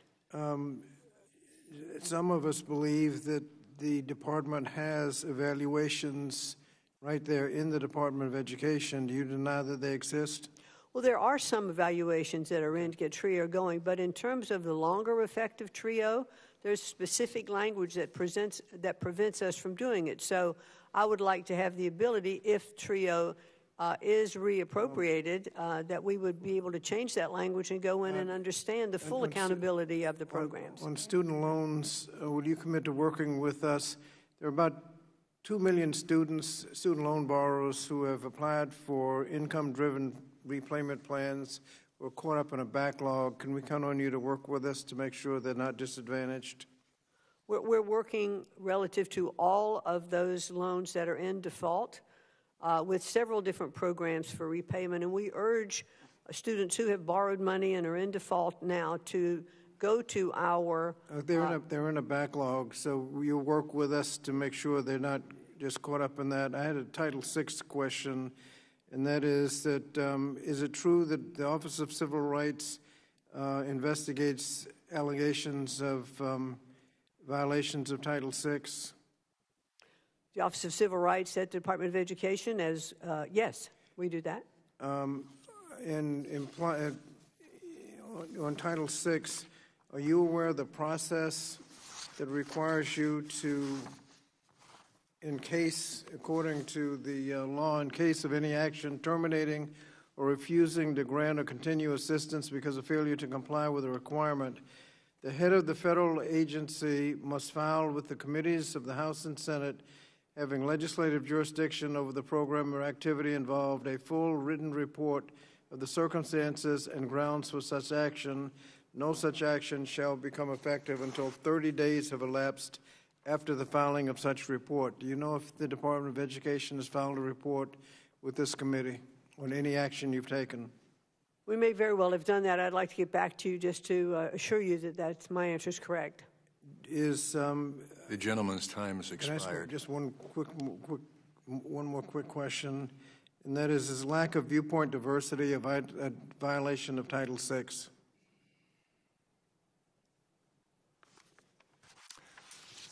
The gentleman's time has expired, and I'll ask the Secretary to respond later. I now turn and recognize the long-suffering, ever-patient gentleman from Florida, Mr. Fine. Thank you, Mr. Chairman. You can see my fidgeting here. I guess it's new guy-itis having to listen to a lot of these questions. Secretary McMahon, thank you for being here. It's a privilege to be able to ask you questions. I do want to save you one follow-up from the meeting. You don't have to meet with your accountant. The incremental tax benefit to you will be zero because we're not lowering any rates. So it will be none. You will continue to pay what you have been paid. I don't know why people continue to lie about that. But I want to ask you about something different.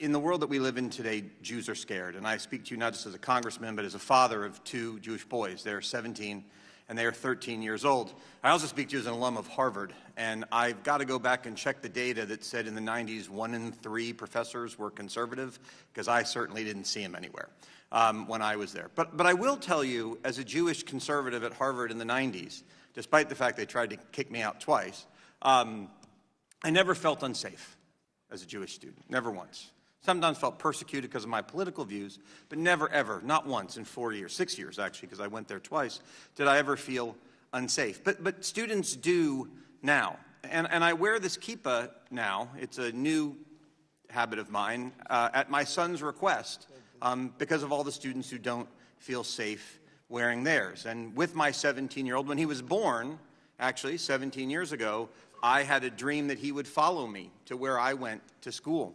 And now we're in the next few weeks where it's time for him to start thinking about where he's going to apply to college. And I don't know that I even think he should go to college at all in the days that we live in, So my question to you is this.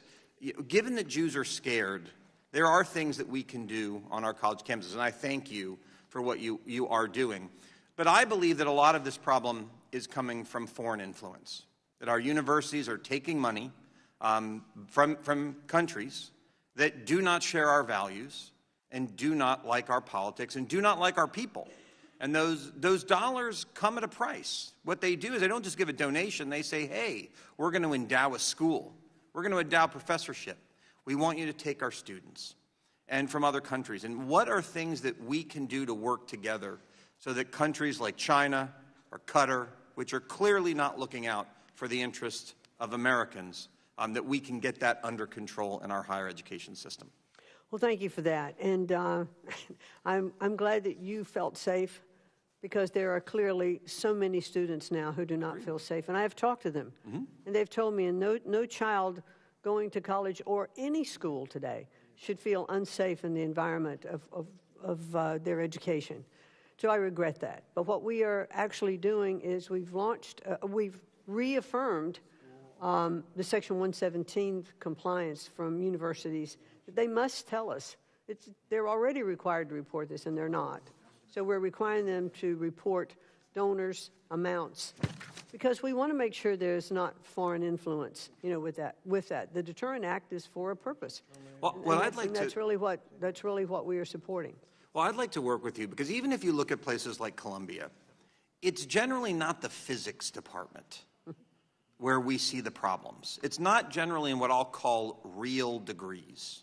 It's in this creation of what I'll call pre-Starbucks employment degrees, like gender studies and these other silly things where you can't actually get a job, which are really nothing more than factories to create people to go and protest, where we have these things. And so I'd like to work with you on that. And I also want to ask you this. We subsidize these degrees. The idea that these schools walk around and say they're private really is false, because they couldn't operate without the beneficiary of the United States government. So does it make sense perhaps for us to look at the ideas of saying, if you want to get a student loan to go to the college in the United States, you've got to go get a degree in something where you actually might be able to do something useful when you're done with it? Well, I think that's one of the things when I was discussing before, that I would like to see colleges and universities have more skin in the game.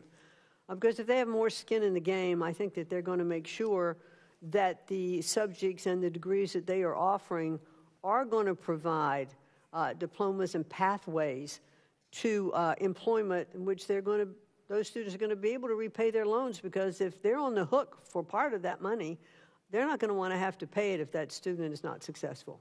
Well, I just want to close by thanking you and President Trump for what you're doing, because you are fighting a fight. One of the backlogs that I didn't hear the Democrats ask about are all the investigations of anti-Semitism on college campuses, which conveniently weren't worked on when he was president. And thank you for dealing with that backlog. But know that I'm prepared to work with you and the president on any of these issues whenever you need it. And thank you for being here today. Thank you, Congressman.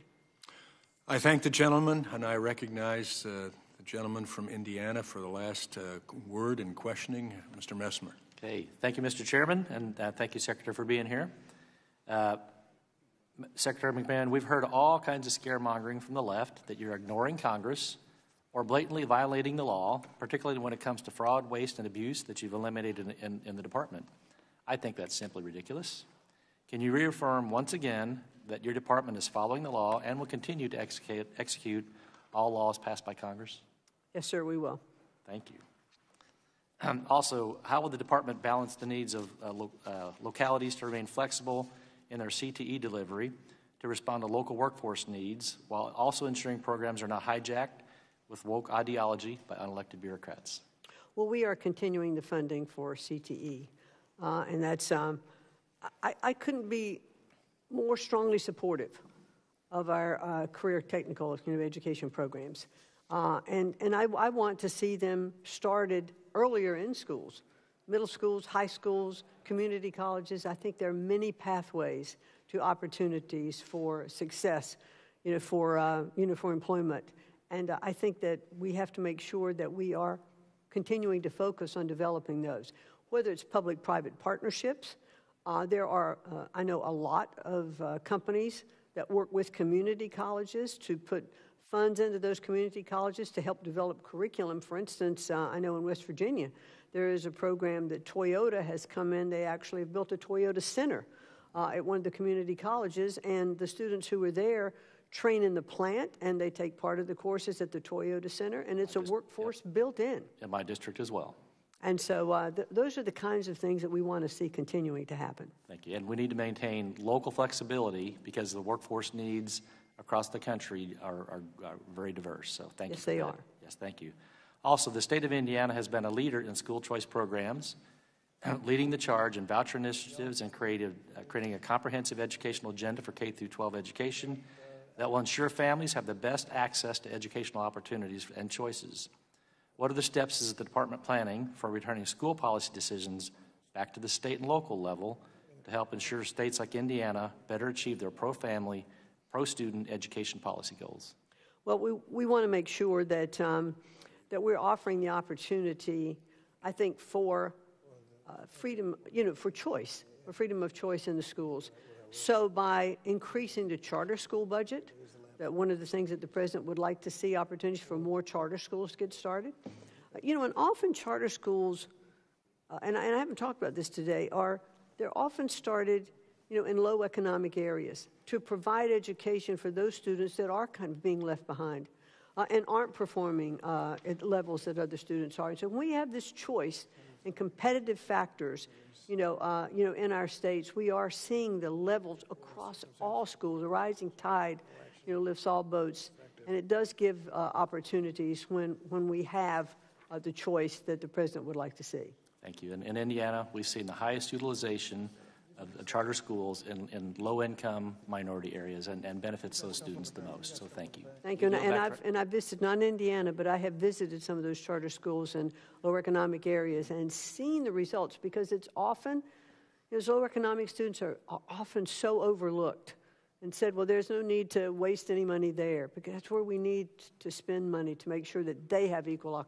opportunity as well. Thank you. I appreciate your support, and I yield back my time.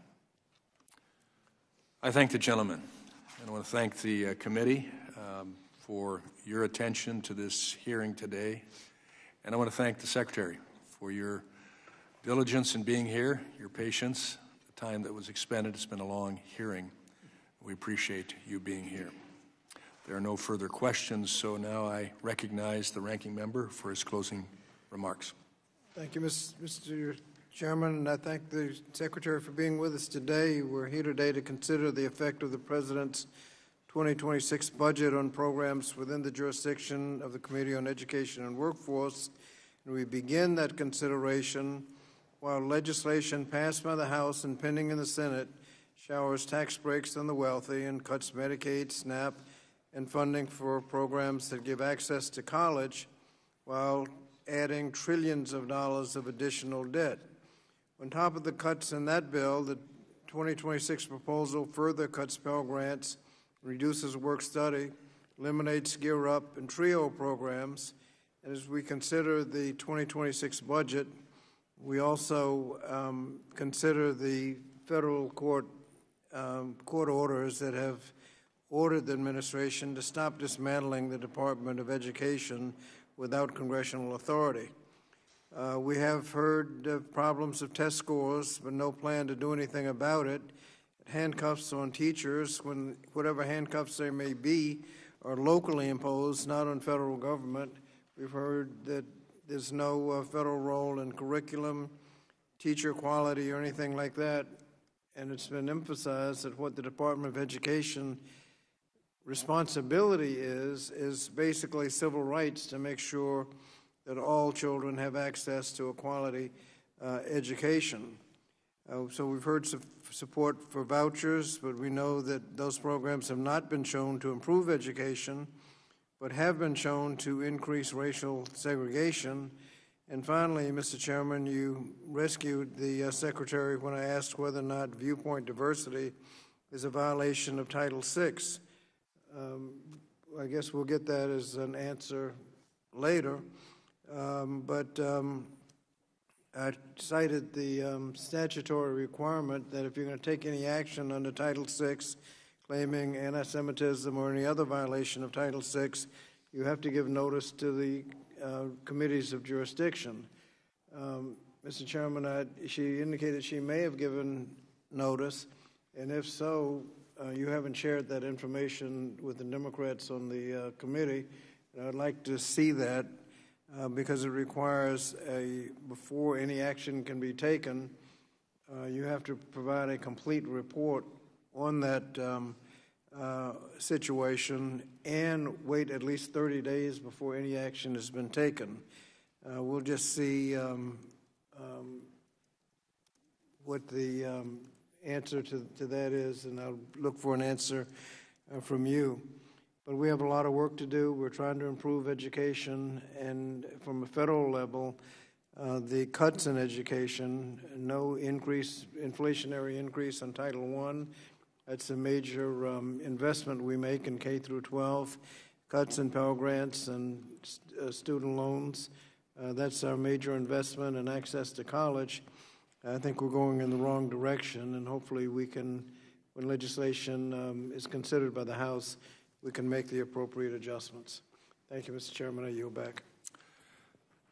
I thank the gentleman as well, and we look forward to continue working and discussing with you what's going on, and we've been pretty busy doing that effort in the one big, beautiful bill and reconciliation. As you know, we've been extremely busy on that with the purpose of making things better for the taxpayers and for the students, the universities, college, community colleges, trade schools, workforce Pell, all of the rest for quite some time here now. And we look forward to more fully involving ourselves with the budget proposed by the President, and even as we started today. But I'd also state that 2 years while the Democrats had the full majority, including White House, the House, and the Senate, the opportunities to improve education in multiple ways, even as being expressed by some of my Democrat colleagues now, it didn't happen. And being a student of history to some degree myself, looking back and seeing the impact of education in this country that produced such revolutions as the agricultural revolution, industrial revolution, communications revolution, space age, all of the rest came before the Department of Education. Before. With more local control. With K-12 system that's under the control of the states and local communities, school boards, parents. Right now, we're attempting to go that direction. And it was disconcerting to hear some of my colleagues talk about doing away with health care,